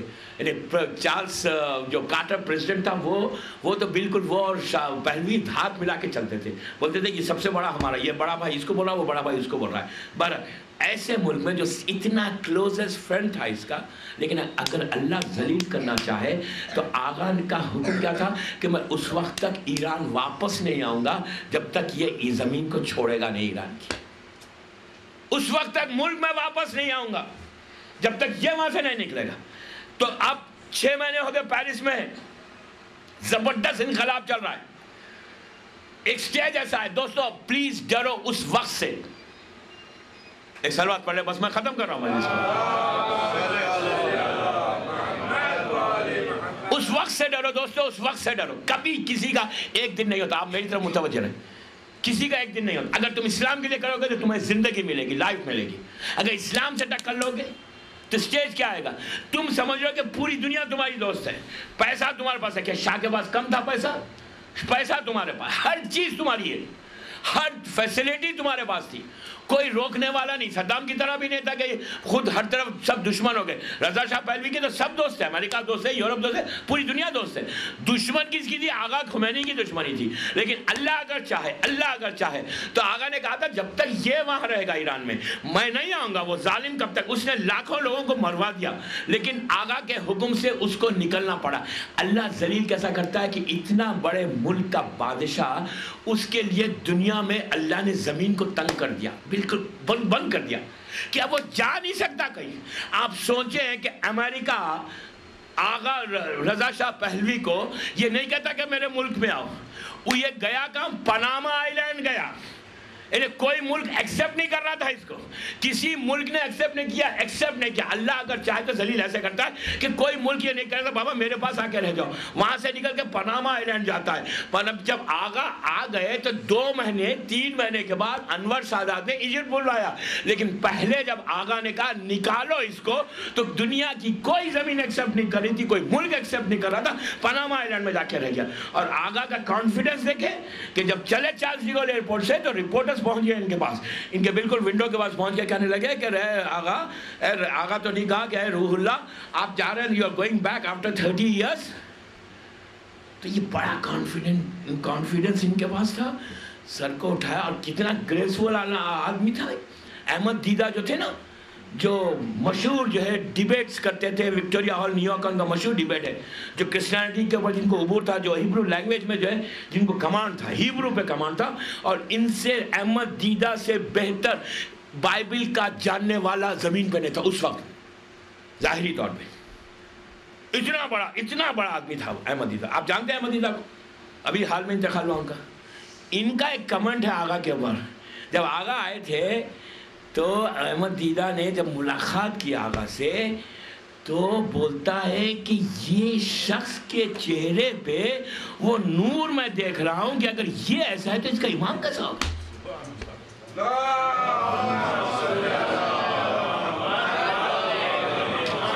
رپورٹرز نے آگے بعد میں بات نکل رہے، بس میں ختم کر رہا ہوں، آپ گھبرائیں نہیں. آج سنڈے بھی ہے بابا، 9 محرم بھی چلے گا. ایک سلوات پڑھے محمد والے. بس 5-10 منٹ میں ختم کر. مجھے جانا ہے ایکچولی، مجھے 1 بجے مجلس ہے میری، مجھے 1 بجے تک پہنچنا ہے، خواجہ مسجد پہنچنا ہے اتنی دور. بہرحال رپورٹرز نے پوچھا کہ you are going after 30 years. آپ کو پتا ہے میرا آباد ایئرپورٹ پہ کیا ہونے والا؟ کتنے لوگ ہیں؟ 2 ملین ہیں. انڈونیشیا کا پریزیڈنٹ سوروٹو جب آئے تھے واپس، یا شیخ مجیب الرحمان جب واپس آئے تھے، ویلکم جو ہوا تھا، دنیا کے 3 بڑے قائد کا ویلکم بہت مشہور ہے، لیکن سب سے زیادہ آغا کا بڑا ہوا شیخ مجیب الرحمان جب ڈھاکہ ایئرپورٹ پہنچے تھے 71 میں وار کے بعد. تو 1.5 لاکھ سے 2 لاکھ 2 ملین آدمی ان کا ایئرپورٹ پہ انتظار کر رہا تھا. انڈونیشیا کا پریزیڈنٹ جکارٹا پہنچا تھا، اس کے لیے بھی اتنا تھا.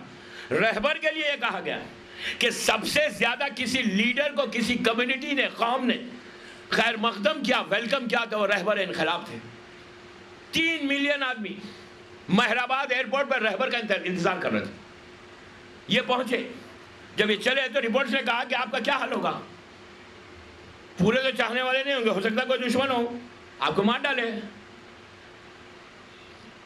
بندے کو ڈرانا, آپ دیکھیں کہ رپورٹرز بھی ڈرا کیسے رہے ہیں, بھائی ڈر تو رہے ہو تم, کچھ ہو جائے تو. کانفیڈنس اتنا, ایمان اتنا, سر کو اٹھا کے کہا انا للہ و انا الیہ راجعون. کیا مطلب؟ کہ میں اللہ کے پاس سے آیا ہوں, اللہ ہی کے پاس واپس جاؤں گا. کانفیڈنس دے کے بندے گا.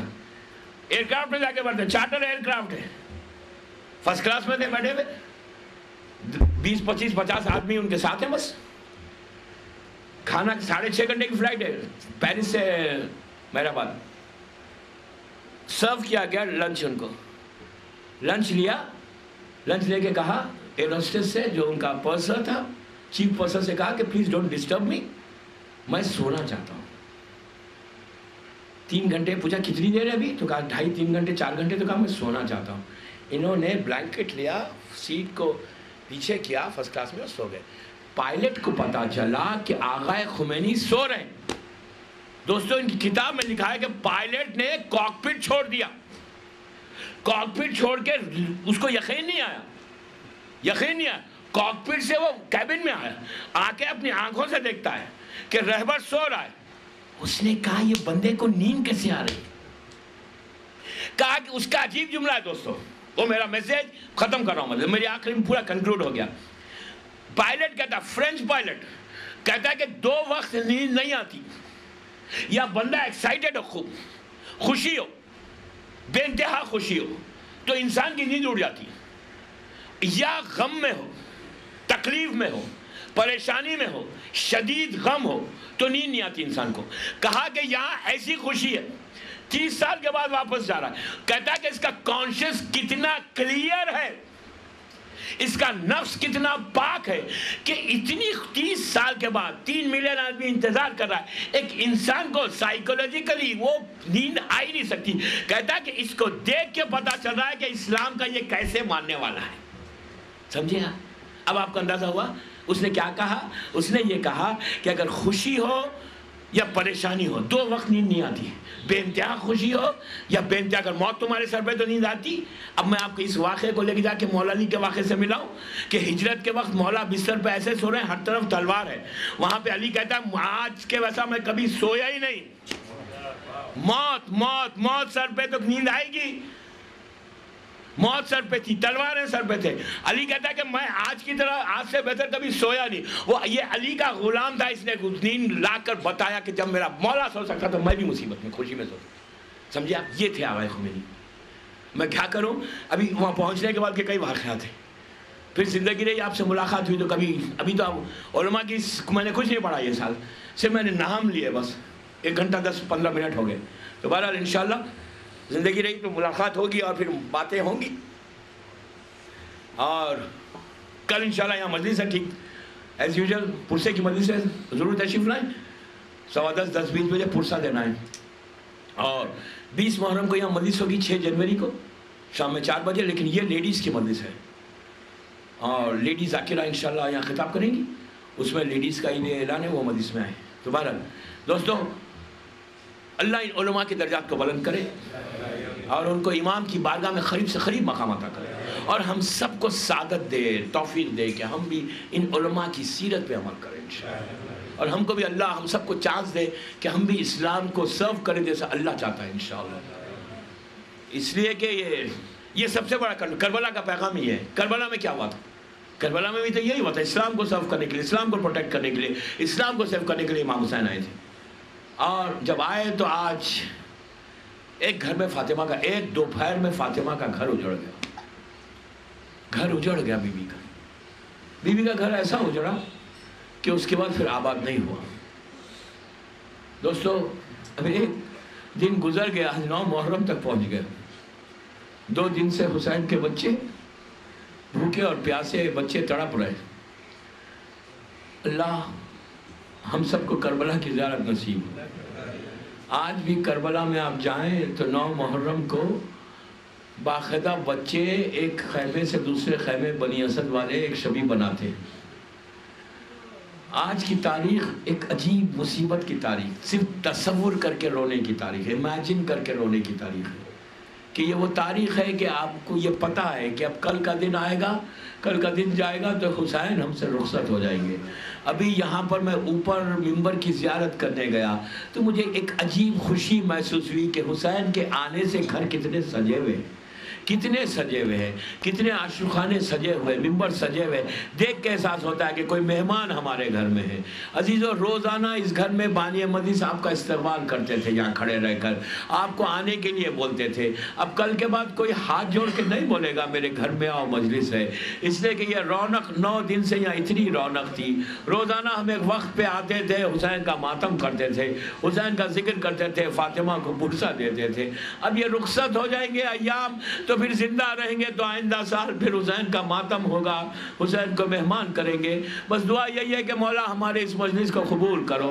عزیزو، آج 9 محرم کو ہر جگہ ایک شہید کا ذکر ضرور ہوتا ہے، وہ حسین کے جوان بیٹے کا ذکر ہوتا ہے، وہ ذکر کے جس کے لیے علی اکبر کے لیے حسین نے کہا، ارے میرے لال تیری شہادت کے بعد تیرا بابا اندھا ہو گیا وہ بیٹا، اب تیرے بابا کی آنکھوں میں نور نہیں رہا، اس لیے کہ حسین علی اکبر کی شہادت شہادت عظمیٰ ہے۔ ایسی یہ شہادت ہے کہ اس کے بعد پھر حسین کی کمر بھی ٹوٹ گئی تھی، حسین کی آنکھوں کی روشنی بھی ختم ہو گئی تھی۔ عزیزو، ایک مظلومیت حسین کی جو ہے نا وہ شہزادے علی اکبر کے لیے وہ یہ ہے کہ حسین کے پاس اس وقت کوئی نہیں تھا، کم از کم عباس کی شہادت کے وقت حسین کو سنبھالنے والے علی اکبر تھے، قاسم کی شہادت کے وقت عباس اور علی اکبر تھے، اور محمد کی میتیں لائی علی اکبر، عباس اور قاسم ساتھ تھے۔ یہ عجیب غربت تھی حسین کی کہ جوان بیٹے کی میت اور کوئی ساتھ دینے والا نہیں ہے، کوئی قریب نہیں ہے۔ یہی تو وجہ تھی کہ جب علی اکبر نے پکارا اور کہا بابا میرا آخری سلام قبول کیجئے، تو روایت میں ہے کہ حسین کا یہ عالم تھا، جب خیمے سے چلے تھوڑی دور چلتے ٹھوکر کھا کے زمین پہ گر جاتے، پھر آگے بڑھتے پھر ٹھوکر کھاتے زمین پہ گرتے، کئی مرتبہ گرے اور کئی مرتبہ اٹھے، اٹھتے اٹھتے جب علی اکبر کی میت تک پہنچے تو دیکھا کہ جوان بیٹا ایڑیاں لگڑ رہا تھا۔ عزیزو، حسین گھوڑے سے اترے نہیں بلکہ اپنے آپ کو گھوڑے سے زمین پہ گرا دیا، علی اکبر کے رخسارے پہ رخسارہ رکھ کے کہا میرے لال تیرا باپ آیا ہے، ولدی اٹھو حسین آیا ہے۔ جواب نہیں ملا تو شانے کو ہلا کے کہا بیٹا تیرا بابا آیا ہے، پھر پہلو میں لیٹ کے کہا پروردگار میرا بازو برابر کا لال ہے۔ عزیزو، علی اکبر کا سر اپنے زانو پہ حسین رکھے ہوئے تھے اور وہیں پر بیٹھے ہوئے تھے۔ یہ ہماری نورانی روایت ہے، دیکھیں کہ حسن علی اکبر کیا ہے، حسین کی غربت کیا ہے۔ وہی ایک ہماری یہ نورانی روایت ہے کہ جب حسین علی اکبر کی لاش پہ تھے، سر زانو پہ تھا، تو کربلا کے میدان سے ایک جن جو ہے، جن پرواز کرتا ہوا فلائی کرتا ہوا جا رہا تھا۔ اس نے اس واقعے کو دیکھا، جاگ کر زعفر جن سے یہ کہا کہ حسین نرغے میں ہے، فاطمہ کا گھر اجڑ گیا، حسین فوجوں میں گھرے ہوئے ہیں۔ تو زعفر اپنے لشکر کو لے کے کربلا پہنچا اور اس نے دور سے امام حسین کو سلام کیا کہ السلام علیکہ یا ابا عبداللہ، السلام علیکہ یا ابن رسول اللہ۔ امام حسین نے زعفر سے کہا کہ قریب آ جا، تو اس نے کہا مولا راستہ مجھے نہیں ملتا، اتنے انبیاء کی ارواح ہے، اتنے اولیاء ہیں، سب لوگ کھڑے رہ کر آپ کو دیکھ رہے ہیں۔ تو امام نے حکم دیا کہ زعفر کو راستہ دیا جائے۔ تو زعفر جن آہستہ آہستہ حسین کے قریب آیا۔ جب حسین کے قریب آیا تو نزدیک سے آ کے اس نے حسین کو سلام کیا، سلام کر کے علی اکبر کے چہرے کو دیکھنے لگا۔ اس کے بعد ایک جملہ کہا مولا یہ کتنا حسین ہے، مولا یہ کتنا خوبصورت ہے، مولا یہ کون ہے؟ تو پہلا موقع تھا، حسین نے کہا زعفر میرا 18 برس کا بیٹا ہے، زعفر میرا 18 برس کا لال ہے علی اکبر۔ عزیزو، روز عاشور اللہ نے انبیاء کو مدعو کیا تھا، دعوت دی تھی، اولیاء کو دعوت دی تھی اور کہا تھا کہ جا کے دیکھو کربلا کے میدان میں میرا بندہ حسین صبر کیسے کرتا ہے۔ تو انبیاء نے آ کے سب منظر دیکھے، وہ خاموش بیٹھے رہے۔ جب حسین علی اصغر کی میت اٹھائی، حسین عباس کی لاش پہ پہنچے، حسین قاسم کا پامال لاشا اٹھایا، اور محمد کی میتیں اٹھائی، انہوں نے کچھ نہیں کہا۔ لیکن جب علی اکبر کی میت پہ پہنچے تو انبیاء نے منہ منہ پھیر لیا، کہا پروردگار یہ منظر ہم نہیں دیکھ سکتے۔ جب حسین علی اکبر کے سینے سے برچھی نکال رہے تھے، کہا پروردگار ضعیف باپ ہے، جوان بیٹا ہے، ارے کیسے نکالا ہوگا؟ عزیزو، جس کو انبیاء نے نہیں دیکھا اس کو زینب نے دیکھا۔ جب پہنچا لاشا، زینب نے اپنے آپ کو علی اکبر کے سینے پہ گرا دیا، کہا میرے لال 18 سال تجھے پالا تھا اور محمد سے زیادہ محبت کی۔ بس ایک روایت پڑھوں، زحمت کو تمام کروں۔ شہادت علی اکبر کے بعد جب یہ قافلہ ایک ایسی کوفے کی ایک ایسی بستی سے گزر رہا تھا، آپ دیکھیں کہ علی اکبر کے چہرے کا رنگ کیا ہو گیا تھا، کتنا حسین تھا۔ جب یہ قافلہ ایک ایسی بستی سے گزر رہا تھا کہ جہاں کچھ عورتیں کھڑی ہوئی تھی، انہوں نے جب اس قافلے کو دیکھا کہ عجیب قافلہ ہے، ان پہ بیویاں ہیں، ان پہ ایک بیمار ہے، ایک بچی ہے چھوٹی سی، لیکن اس کے ساتھ انہوں نے ان سروں کو دیکھا، ایک لمبے سر اور نیزے کے اوپر امام حسین کے سر کو دیکھا، قاسم کے سر کو دیکھا، اور محمد کے سر کو دیکھا، عباس کے سر کو دیکھا، لیکن ان سروں کے درمیان جب عورتوں کی نگاہ علی اکبر کے سر پہ پڑی تو ایک عورت نے ہاتھوں کو اٹھا کے کہا کہ میں دعا کرتی ہوں، تم عورتوں سے کہا تم آمین کہو۔ اس نے بالوں کو پریشان کیا، ہاتھوں کو اٹھا کے ایک جملہ کہا، بس میں زحمت کو تمام کر رہا ہوں۔ اس نے کہا پروردگار جب یہ جوان مرا ہو، خدا کرے اس کی ماں دنیا میں زندہ نہ ہو۔ اس کی آواز لیلا کے کانوں تک آئی۔ لیلا نے کہا تو بددعا کیوں کر رہی ہے؟ تو کہا میں بددعا نہیں کر رہی ہوں، میں کہہ رہی ہوں جب ہم نہیں دیکھ سکتے تو ماں نے کیسے دیکھا ہوگا؟ تو لیلا نے کہا میرا 18 برس کا لال تھا، ارے شادی کے ارمان تھے، میرا بچہ سینے پہ برچھی کھا کے شہید ہو گیا۔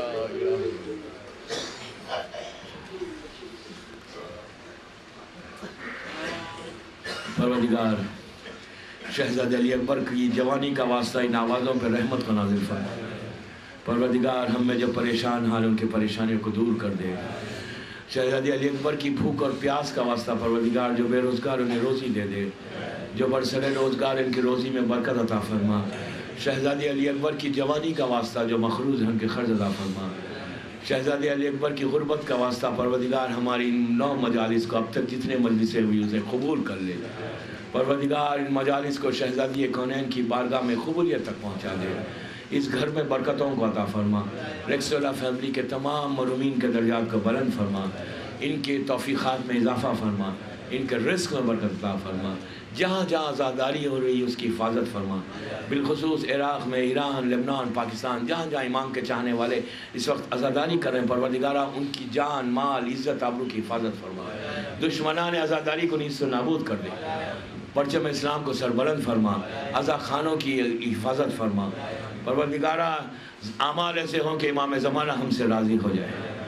ہم اس سال زیادہ سے زیادہ ہم کو توفیق دے، سعادت دے کہ انشاءاللہ ہم زیادہ سے زیادہ مظلوم کا ذکر کریں انشاءاللہ، اور جب بھی اپنے امام کا ذکر کریں اور ذکر کو شہزادی کونین کی بارگاہ میں قبولیت تک پہنچائیں، اور ہم سب کو سعادت دے کہ انشاءاللہ ہم اسلام کی خدمت کر سکیں، تیرے دین کی خدمت کریں، تیرے بندوں کی خدمت کریں، اور ہمارے تمام علماء کی یعقوب کلینی سے لے کے آج تک تمام علماء کے درجات کو بلند فرما، ان کو اعلی الین میں جوار معصومین میں جگہ دیں، اور ہم سب کو سعادت دے کہ انشاءاللہ ہم بھی انہی کی طرح اسلام کے لیے کوئی کام کریں انشاءاللہ۔ زمانے کے امام کے ظہور میں تعجیل فرما، اور ہم سب کو امام کے ناصروں میں شمار فرما۔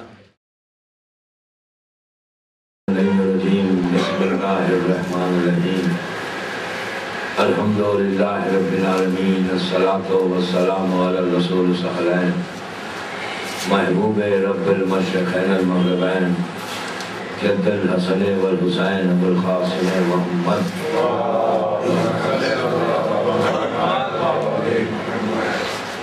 وعلى آل بیتہ الطیبین الطاہرین المعصومین المظلومین۔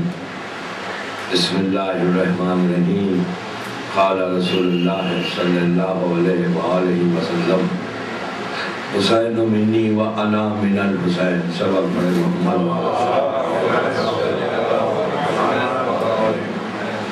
اللہ تعالیٰ نے امام ایک مصیبت کا دن، ایک قیامت کا دن کا آغاز ہوا۔ آج کا دن ساری دنیا میں ایک مظلوم کا پیغام ہے جو اپنے اپنے طریقے سے لوگ منا رہے ہیں۔ رسول اللہ کا یہ بڑا مشہور ارشاد ہے، ان کی صحیح ہے کہ حسین منی و انا من الحسین، کہ حسین مجھ سے ہیں اور میں حسین سے ہوں۔ اللہ کے رسول نے یہ اس وقت ارشاد فرمایا کہ جب حسین بہت چھوٹے تھے، گود میں بٹھا کر حسین کو بوسہ دیا اور یہ کہا کہ میں حسین سے ہوں۔ حسین منی کا مطلب کہ میں حسین سے ہوں، وانا من الحسین، اور حسین بھی مجھ سے۔ حسین منی تو سب سمجھتے ہیں کہ آپ نواسہ رسول تھے، لیکن میں حسین سے ہوں، یہ جو اللہ کے رسول کا جملہ، اس کو امام نے خود قیامت تک اسلام میں جتنے لوگ ہیں ان کی گردنوں کو خم کیا۔ خواجہ اجمیری نے اسی لیے کہا کہ سردار ندار در در دست یزید، خخار کے بنا ہے لا الاست حسین، کہ حسین نے سر دیا لیکن اپنا ہاتھ بیعت کے لیے نہیں دیا۔ اور حق تو یہ ہے کہ بنا لا الہ حسین ہے، مطلب ان کا یہ تھا کہ 61 ہجری تک اسلام رسول کا تھا، 61 ہجری تک جو بھی تھا وہ اسلام رسول کا تھا، لیکن 61 ہجری سے اب اسلام رسول کا نہیں، اسلام حسین کا ہے، اس لیے کہ بانی اسلام اب حسین ہے۔ اس لیے کہ یزید اس وقت جو حاکم تھا، جو بادشاہ تھا، جو رولر تھا، جو اپنے آپ کو سکسیسر کہہ رہا تھا، پراپٹ تھا، اس کی حکومت کوئی چھوٹی سی حکومتیں تھی۔ اگر یہ ہم سمجھے کہ یزید سیریا اور یہاں پہ سعودی عربیہ اور یہ چھوٹے سے جو کنٹریز ہیں اس وقت مڈل ایسٹ کے، وہاں پہ تھا، نہیں، یزید کی حکومت اتنی بڑی تھی کہ ادھر یمن تک یزید کی حکومت پھیل گئی تھی، جن اسلام پھیل گیا، اسپریڈ ہو گیا تھا، اوپر پورا یمن تک چلا گیا تھا اور ادھر ایران تک آ گئے تھے۔ ایران پورا یہ حصہ بیلٹ جو ہے اسلام کا، نیچے سندھ تک، یعنی اس وقت جو پاکستان کا حصہ ہے، اوپر مکران ہے اور وہاں تک اسلام آ گیا۔ اسلام اس وقت کا لارجسٹ اور ریلیجن تھا، اتنا بڑا ریلیجن اور کوئی نہیں، کرسچینٹی شرک ہو رہی تھی اور اسلام ہر طرف، پوری مڈل ایسٹ میں اسلام تھا۔ یزید کوئی چھوٹی حکومت کا بادشاہ نہیں تھا یا حاکم نہیں تھا، یزید اتنی بڑی حکومت کا حاکم تھا، اور لاکھوں لوگوں نے یزید کے ہاتھ میں بیعت کی تھی، لاکھوں لوگوں۔ ایک اگر حسین نہیں کرتے تو کیا فرق پڑتا، یزید کو کیا فرق پڑتا، اتنے لوگوں نے تو بیعت کی تھی، لیکن یزید بھی جانتا تھا کہ یہ سب کی بیعت ایک طرف ہے، حسین کی بیعت ایک طرف ہے، اگر حسین کر لیں تو پھر میں کامیاب ہو گیا۔ اور اس کا جو پہلا فرمان تھا، پہلا جو سٹیٹمنٹ تھا حاکم بننے کے بعد، اس نے جو لیٹر بھیجا تھا ولید کو، وہ یہ کہہ کر بھیجا تھا کہ اگر حسین بیعت نہیں کرے تو پھر کوئی ریزسٹ مت کرو، فوراً حسین کو ختم کر دو، کہ میں کچھ آگے چاہتا ہی نہیں، اس لیے کہ وہ بھی جانتا تھا کہ اگر حسین ابن علی رہیں گے تو پھر میری حکومت نہیں رہے گی۔ اور ایک چیز یاد رکھیں، کبھی کوئی آج کہتے ہیں کہ ملک کے لیے امام لڑے، ہزاروں خیال لوگوں کے اسٹیٹمنٹس آتے ہیں کہ 2 شہزادوں کی لڑائی تھی، 2 حکومت کے لیے لڑے۔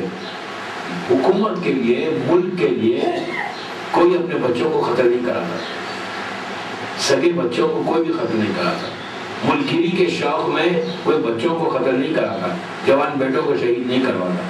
مظلوم امام ایک لائن کو ڈرا کرنا چاہتے تھے، ایسی لائن ڈرا ہو جائے کہ پھر آج کے بعد دنیا ہمیشہ کے لیے سمجھ جائے کہ اسلام کہاں تھا اور صرف اسلام کے نام پہ لباس کہاں تھا۔ یزید کے صرف ڈریس تھا اسلام کا، ایک لباس تھا اسلام کا، جو اپنے آپ کو کہہ رہا تھا کہ میں مسلمان ہوں، اب میں رسول کا سکسیسر ہوں۔ اس ایک ڈریس جو پہنا ہوتا صرف وہ ڈریس تھا۔ تو حسین نے یزید کے چہرے سے نقاب کو الٹا، اس کے چہرے پہ جو اسلام کا کپڑا تھا نا، اس کپڑے کو الٹ کے کہا۔ اور آپ دیکھیں کہ مظلوم کربلا چاہتے جو مکے میں بھی جان دے سکتے تھے، خاموشی سے ہو سکتا تھا، پاسبل تھا کہ جب خانہ کعبہ میں طواف کر رہے تھے تو وہاں پہ ہو سکتا تھا۔ حسین نے عجیب بات کہی، حسین نے کہا کہ میں جان میرے بابا نے جیسی جان دی کہ اصل قاتل کے چہرے پہ نقاب آ گئی، جو ریئل قاتل تھا وہ تو چہرے پہ نقاب تھی، ابن ملجم سامنے آیا، کہا میرے بابا کی شہادت ہوئی، قاتل کا نام چھپ گیا، میرے بھائی حسن کی شہادت ہوئی لیکن قاتل کا نام چھپ گیا، لیکن اب میں ایسی جگہ جان نہیں دوں گا جہاں قاتل کا نام چھپ جائے۔ اب وہ وقت آ گیا، وہ ٹائم آ گیا کہ میں کھلے ہوئے میدان میں جان دے کر دنیا کو بتاؤں گا کہ ہمارا قاتل کون ہے، اسلام کا دشمن کون ہے اور اسلام کا محافظ کون ہے۔ اور حسین نے وہی کیا، میدان میں آئے، میدان میں آ کر آپ دیکھیں کہ اتنی بڑی حسین ابن علی ایک تھے اور یزید کی فوج 1 لاکھ کے اوپر، لاکھ جو ان کا وہ ہے کہ 1,20,000 کے قریب فوج اس میں ملا، 120,000۔ آج کے زمانے میں یہ فوج بہت بڑی ہوتی ہے، اور اس زمانے میں کربلا کا میدان اس وقت ہوتا ہے ایک میدان تھا، گراؤنڈ تھا، اتنے بڑے میدان میں ہر طرف فوج تھی، ہر طرف فوج تھی۔ یزید کو ہوس تھی انسانوں کو جمع کرنے کی، شہر کے شہر خالی ہو گئے، کوفے کی دیوار تک اس فوج ٹکراتی تھی، اتنی فوج کو پتہ کر گیا، اور ایک امام حسین ہے اور اتنی بڑی فوج ہے، لیکن مظلوم اپنے اس پیغام کو دنیا کو بتانا چاہتے تھے کہ میرا مقصد کچھ نہیں ہے۔ اگر یزید کے مقصد میں ذری 1% کی سنسیریٹی رہتی یا اسلام رہتا تو وہ کبھی بھی، جب حسین ابن علی کا سر یزید کے دربار پہ پہنچا تو اس نے کیا کہا؟ اس کا وہ جملہ آج بھی ریکارڈڈ ہے ہسٹری میں، اس نے یہ کہا کہ آپ سر حسین کو دیکھ کے بھرے ہوئے دربار میں کہتا ہے کہ آج میرے بدر اور احد کے رشتہ دار کتنے خوش ہوئے ہوں گے، ان کی روح کتنی خوش ہوئی ہوگی کہ میں نے ان کے خط کا میں نے جواب کیسے دے دیا۔ تو بدر اور احد میں کون آئے تھے؟ کس کے خلاف آئے تھے؟ اسلام کے خلاف آئے تھے۔ جتنے کے آبا و اجداد آئے تھے سب اسلام کے خلاف آئے تھے۔ ان کا ریونج لے کے کہتا کہ میں نے ان کا ریونج لیا جو آج میں نے حسین کو ختم کیا۔ اور یہی ورڈ عمر سعد نے عاشورے کے دن حسین سے کہا، جب امام حسین نے پوچھا کہ تو مجھ سے جنگ کیوں کر رہا ہے؟ کیا میں نے اسلام میں کوئی چینج لایا؟ کیا میں نے واجب کو حرام کیا یا حرام کو واجب کیا؟ وائی کیوں لڑ رہا ہوں؟ اور امام نے کب پوچھا؟ آخر میں پوچھا۔ تو عمر سعد نے کوئی جواب، اس نے ایگری کیا، کہا کہ نہیں آپ نے کوئی اسلام میں چینج نہیں لایا۔ تو پھر امام نے پوچھا کہ کیوں لڑتا ہے مجھ سے؟ وائی کیوں لڑ رہا ہے؟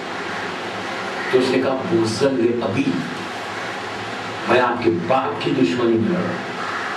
وہ جب کہا یہ جملہ نا، ہم لوگ جو لڑ رہے ہیں آپ کے باپ کی بغض، اس لیے کہ آپ کے بابا نے ہمارے لوگوں کو مارا، تو علی نے جب بھی مارا تو کس کو مارا؟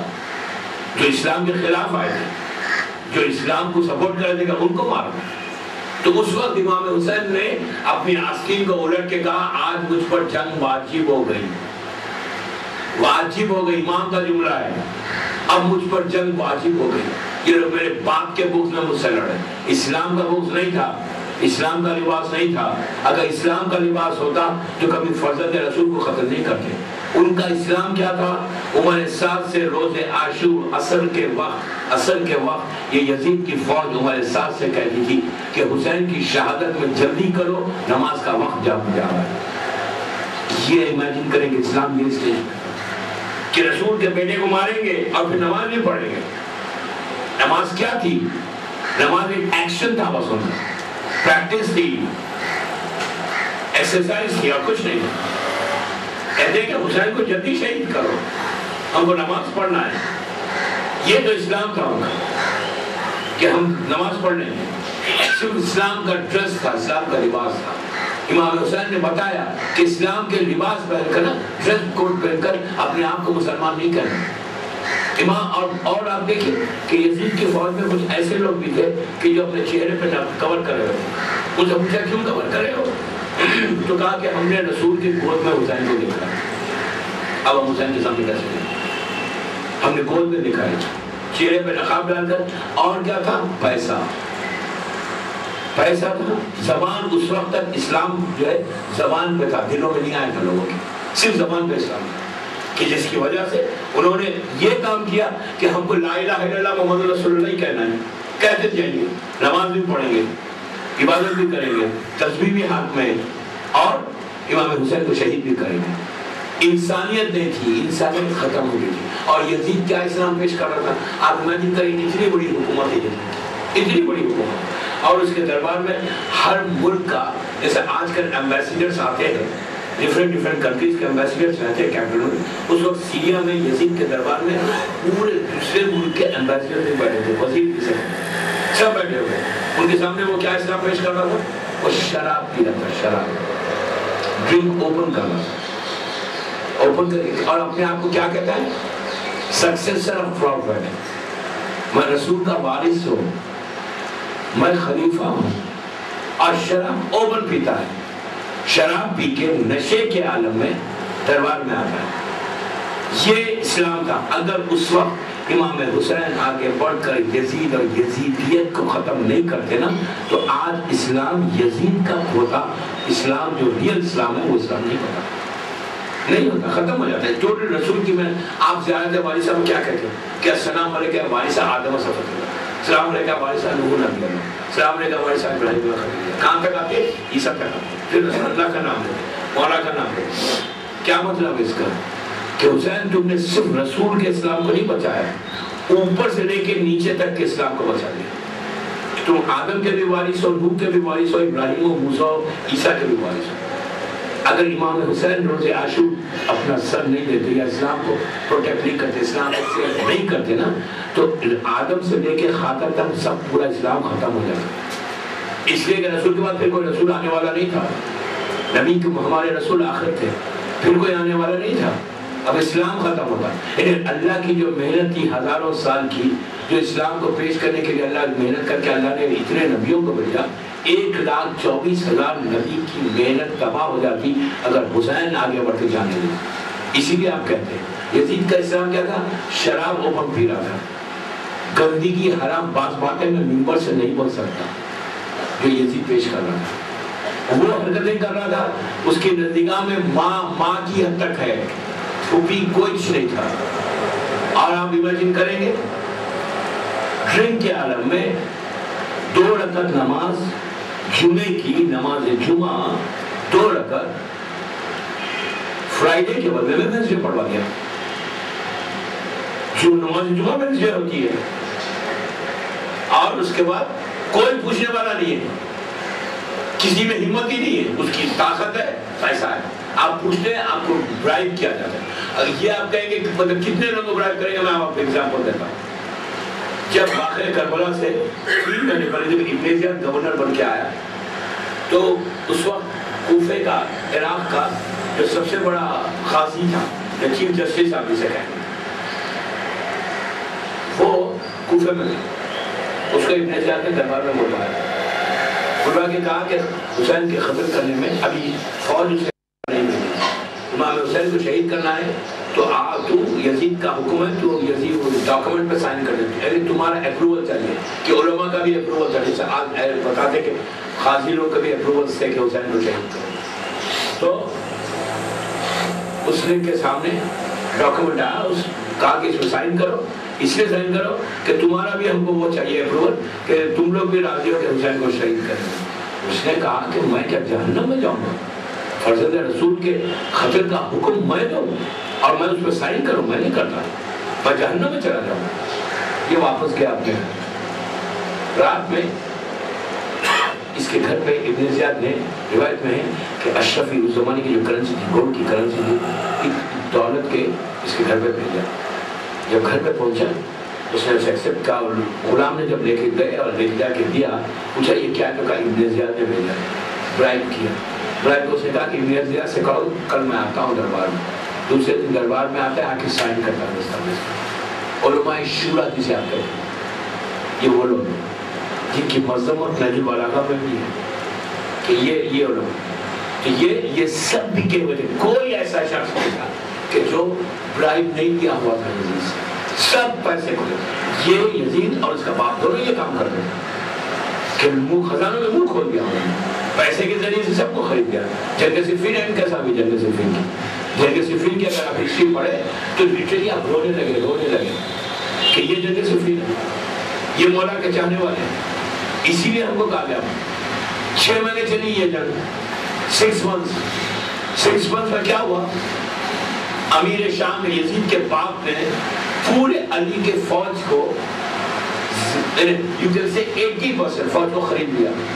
کیسے خریدا؟ اس کو 10,000 میں، اس کو 15,000 میں، اس کو 20,000 میں، اس کو 20,000 میں. 6 مہینے میں سب کو برائب کیا، برائب کر کے پیسے سے خرید لیا.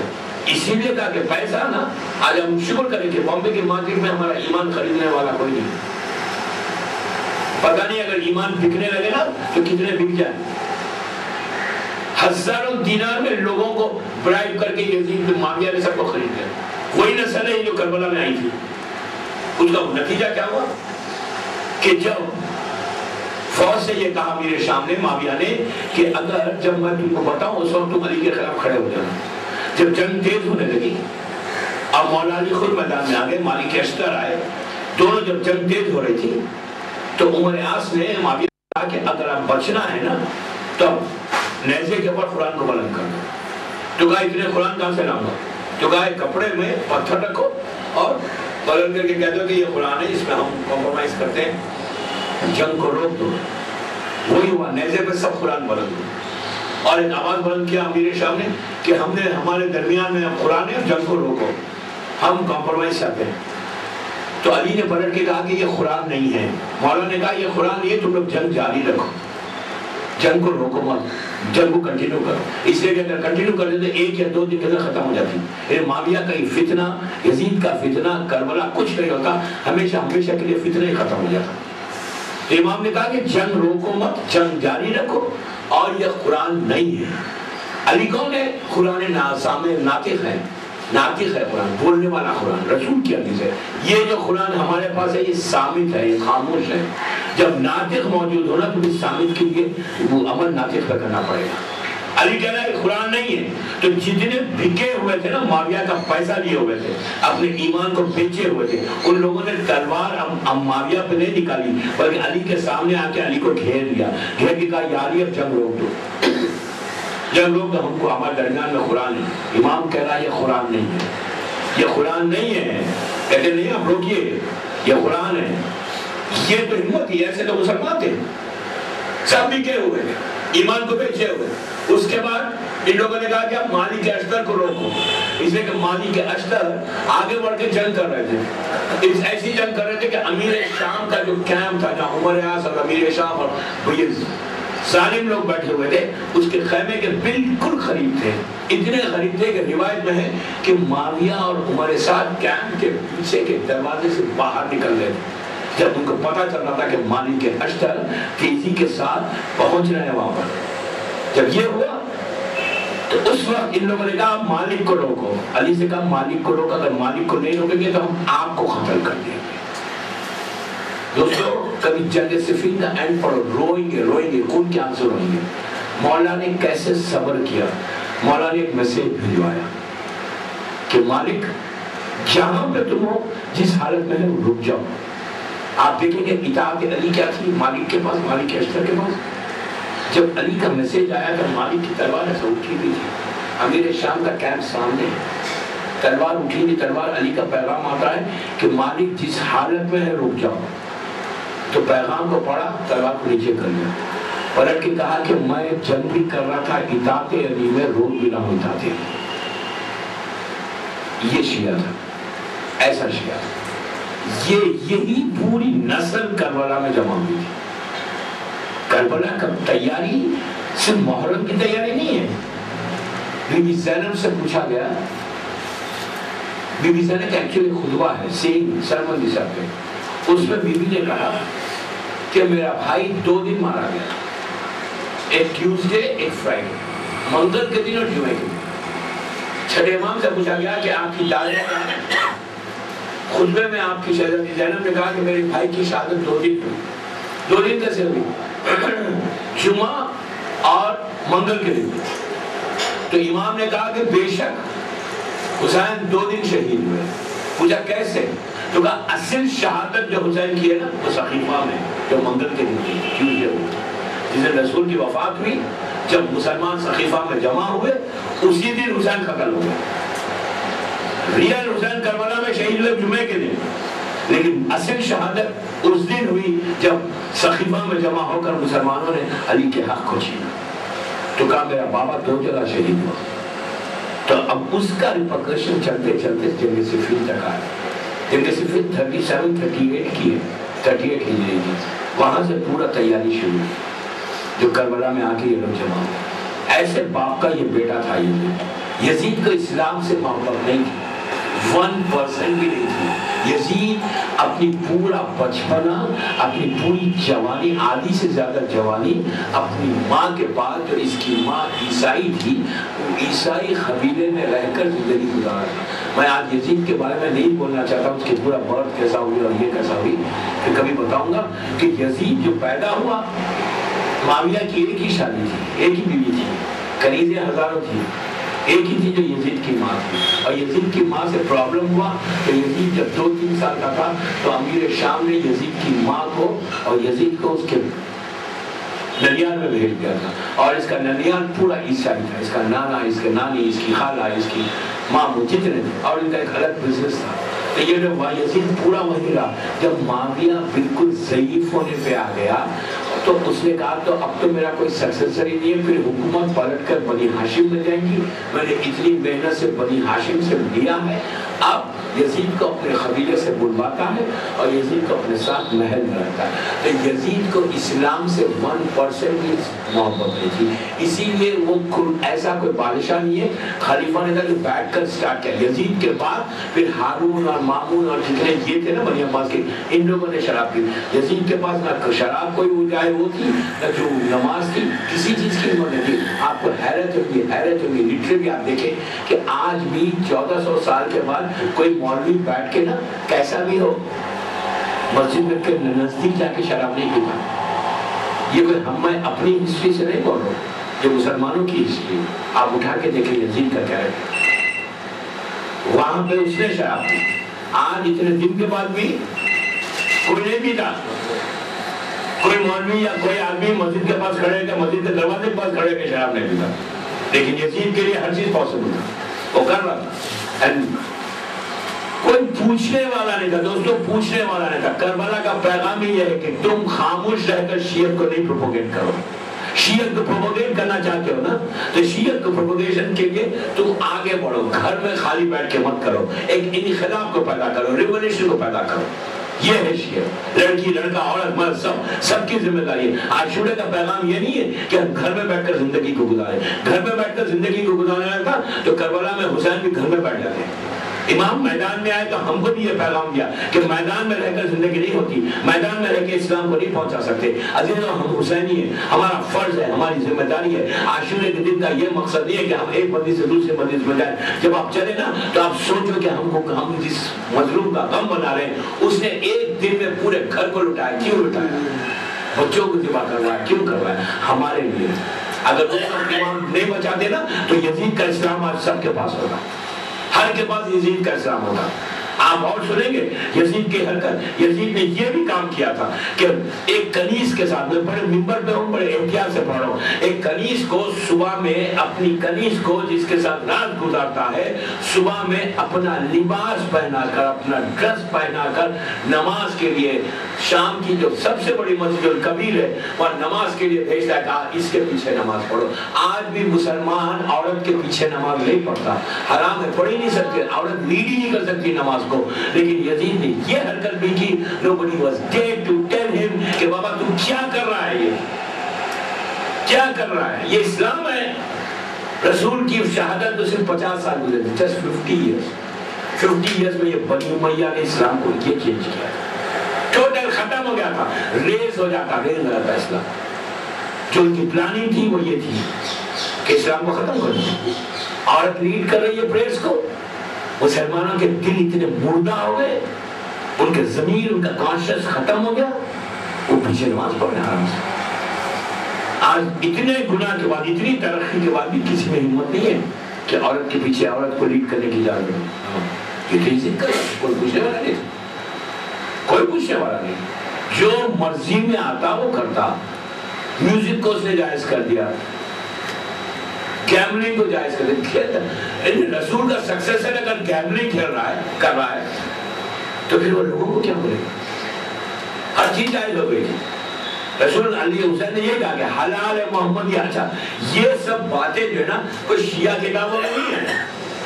اس لیے اب آپ سنیں کہ اگر یزید 1% بھی اچھا آدمی ہوتا تو آپ جتنے یزید کے ماننے والے ہیں ان کی اپنی اولاد کا نام یزید کیوں نہیں رکھتے؟ بھائی اچھا آدمی ہے نا، رکھو نا۔ دوسرے نام تو پھر بھی ملیں گے آپ کو، دوسرے نام تو پھر بھی ملیں گے، لیکن کوئی کیوں نہیں رکھتا؟ یہ صرف یہ مت سمجھیں آپ، میں بچوں سے کہہ رہا ہوں کہ ہم شیعہ اس لیے ہم کہہ رہے نہیں، ان کی ہسٹری کی بات کروں، میں ان سے ہسٹری میں بات کروں۔ آج کوئی آگے بڑھ کے دیکھیے، پوائنٹ اگر 1% کوئی بولتا ہے کہ یزید اچھا آدمی تھا تو وہ ملایا نہیں جاتا۔ 10% بولتے ہیں، 30% بولتے ہیں، تو پھر بات چلے گی، وزن ہوگا. اگر 0.11% کوئی بولتا ہے کہ نہیں یزید تو بہت اچھا آدمی تھا، کیا فرق پڑا؟ کچھ بھی فرق پڑا. 10% مسلمانوں کے 20% کا ریشیو ہے. 20% مسلمان بولتا ہے کہ یزید اچھا آدمی تھا. میں بھی برٹش میں رہتا ہوں، ہر طرف مسلمان. کبھی میں نے پیپر میں مسلمانوں کے نام نہیں سنے، وہاں 0.0% ہوگا کوئی یزید کا نام مل گیا. یہ بھی ایک مصر میں اور فلسطین میں ہمارے سے ملاقات ہوئی، اس نے یزید رکھا. کیوں نہیں رکھتے یزید کا نام؟ کیوں نہیں رکھتے؟ کیا فرق پڑتا ہے؟ مسلمان تھا نا. سب کو پتا ہے، ایوری نوز کہ یزید نے اسلام کو کیا کیا. ہر آدمی کو معلوم ہے. 4-5 سال اس نے حکومت کی، 4-5 سال آدمی ختم کر دیا، ٹوٹل ختم کر دیا اسلام. یہ ہم تھینکفل ہیں اپنے مظلوم امام کے، شکر گزار ہیں اللہ کے اس بندے کے کہ حسین نے وہ کام کیا. ہیومینٹی کو بچا. بابا ہیومینٹی کو بچا، ایک انسان کو نہیں، انسانیت کو بچا لیا. ورنہ انسانیت ختم ہو گئی تھی، ذلیل ہو گئی تھی، ذلیل ہو گئی. ہم پلٹ کے پرانے اسٹون ایج میں چلے جاتے ہیں، غلامی میں چلے جاتے ہیں. یہ حسین کا صدقہ ہے کہ حسین نے سب کے چہروں سے نقاب اڑتے گئے. حسین یہ مظلوم امام کا کرم ہے. اسی لیے کہا کہ آدم سے لے کے خاتم تک کے اسلام کی جو حفاظت کی وہ فاطمہ کے بیٹے نے کی. کیوں آج امام حسین کی اتنی یاد کثرت سے کی جاتی ہے؟ کیوں کی جاتی ہے؟ اس لیے کہ امام نے وہ کام کیا کہ جو اس وقت کے لیے زمین پہ کوئی نہیں کر سکتا. یزید ایسا ختم کرتا، ایسا ختم کرتا. آپ بس آخری بات آپ دیکھیں کہ جب یزید مرا، حاصل جہنم ہوا، اس کے بعد کوئی ہسٹری سے مجھے یہ بتائے کہ بنی امیہ سے لے کے بنی عباس تک جتنے ہمارے 11 امام شہید ہوئے، جتنے ظالم حکمران ہیں، کسی نے بیعت نہیں مانی. پھر بعد میں حسین کے بعد کسی نے بیعت نہیں مانی. ولید و مروان و حجاج و منصور، ہارون، مامون، جتنے بڑے بڑے ظالمین جو اماموں کو جنہوں نے شہید کیا، جو خلفاء بنی عباس اور بنی امیہ تھے، حسین کی شہادت کے بعد کسی ظالم نے امام کا چوتھے امام یزید چوتھے امام سے کیوں نہیں مانگتا دربار میں کھڑے ہوئے مولا؟ نہیں، کیا علی بن حسین سے نہیں مانگ سکتا تھا؟ بھائی پورا ظلم کیا ہے، قیدی بناتا ہے. حسین نے ایسا جواب دیا بیعت کا نا کہ اب کسی ظالم کی ہمت نہیں ہوئی کہ فرزند رسول سے پھر کوئی بیعت مانگ رہے. شہید کر دے رہے ہیں، زہر دے رہے ہیں، بیعت نہیں مانگتے. یہ حسین کا جواب، یہ حسین کا سب سے بڑا کام ہے. خواجہ اجمیری نے یوں ہی نہیں کہا کہ حق تو یہ ہے کہ بنا جو ہے نا، بنا وہ حسین ابن علی لا الہ الا اللہ. اس لیے کہ حسین، آپ امیجن کریں کہ ظلم کتنا تھا. ظلم تو مذاق نہیں ہے. آج 1400 سال، فل لگ بھگ 1400 ایئرس ہو گئے، دنیا کا کون سا حصہ ایسا ہے جہاں حسین کا ذکر نہیں ہے؟ کتنا بھی متعصب ہو، کتنا بھی دل میں بغض ہے، لیکن سافٹ کارنر حسین کے لیے، سافٹ کارنر یزید کے لیے نہیں ہے، کسی کا نہیں ہے. اور ہم شیعہ کیا، ہم تو حسین کا کلمہ پڑھتے ہیں. حسین وہ پرسنالٹی ہے کہ جس کے سامنے غیر مسلم نے بھی سر جھکا ہے. ایک عجیب شعر ہے 4 مصروں کا، سنے آپ، سمجھ میں آیا تو آپ ڈال دیں گے کہ حسین اس شخصیت کا نام ہے. حسین کی طاقت، حسین کی قوت اتنی وسیع ہے، اتنی چھائی ہوئی ہے کہ ایسے معلوم ہوتا ہے کہ بدلے میں خدا کی شان آئی ہے. کہ وہ آنکھیں جو اشک مسرت سے، خوشی سے، وہ آنکھیں جو اشک مسرت سے بھی نم نہیں ہوئی، غم حسین میں وہ بھی بہائی جاتی ہے. وہ گردنیں جو خدا کے لیے بھی خم نہیں ہوئی، در حسین پہ وہ بھی جھکائی جاتی ہے. خدا کے لیے بھی جس نے خدا کو بھی نہیں مانا، لیکن حسین کے در پہ اسے سر کو جھکا دیا. کتنے ایسے لوگ آپ جانتے ہیں، آپ تو انڈیا میں رہتے ہیں، کتنے غیر مذہب کے لوگ ہیں، لیکن ان کو پتا ہے کہ حسین وہ پرسنالٹی، جس نے ایک مرتبہ حسین کے کیریکٹر کو پڑھا، ایک مرتبہ ہسٹری پڑھی نا امام حسین کی، اگر وہ بالکل غیر متعصب ہے نا تو اس کے دل میں اثر ہونا لازم ہے. سافٹ کارنر آج بھی دشمن بھی ہوگا حسین کے لیے، یزید کے لیے نہیں. اور چیز اللہ نے یزید کو ایسے ذلیل کیا کہ اب یہ نام ہی ذلیل ہو گیا. کوئی ہمت ہی نہیں کرتا کوئی ہمت نہیں کرتا کہ یزید کے نام کو رکھا جائے. ہمت اس کو پتا ہے کہ یزید کا نام کو رکھا دنیا میں بھی لعنت ہوگی. کیا ہوا؟ ختم ہو گیا. آج آپ شام جائیے سیریا، اللہ ہم سب کو زیارت نصیب کرے. جا کے پوچھئے، ایئرپورٹ سے لے کے پورے سیریا میں پوچھو کہ یزید کون تھا. ایک عام سیرین سے پوچھو کہ یزید کون تھا، معاویہ کون تھا. میں ہر سال جاتا ہوں بیوی کی زیارت. اللہ آپ سب کو پھر جاتے ہیں، سب کو نصیب ہو. پوچھو جا کر. اب وہ جو تھوڑے سے پڑھے لکھے ملا لوگ ہیں نا، اگر آپ ان سے پوچھیں گے تو وہ تو بولیں گے، ان کو تو پڑھ معلوم ہے، لکھا ہے کتاب میں، ان کو تو معلوم ہے. آپ ایئرپورٹ پہ پوچھیں کہ یزید کون تھا، کہاں رہتا تھا، نہیں معلوم.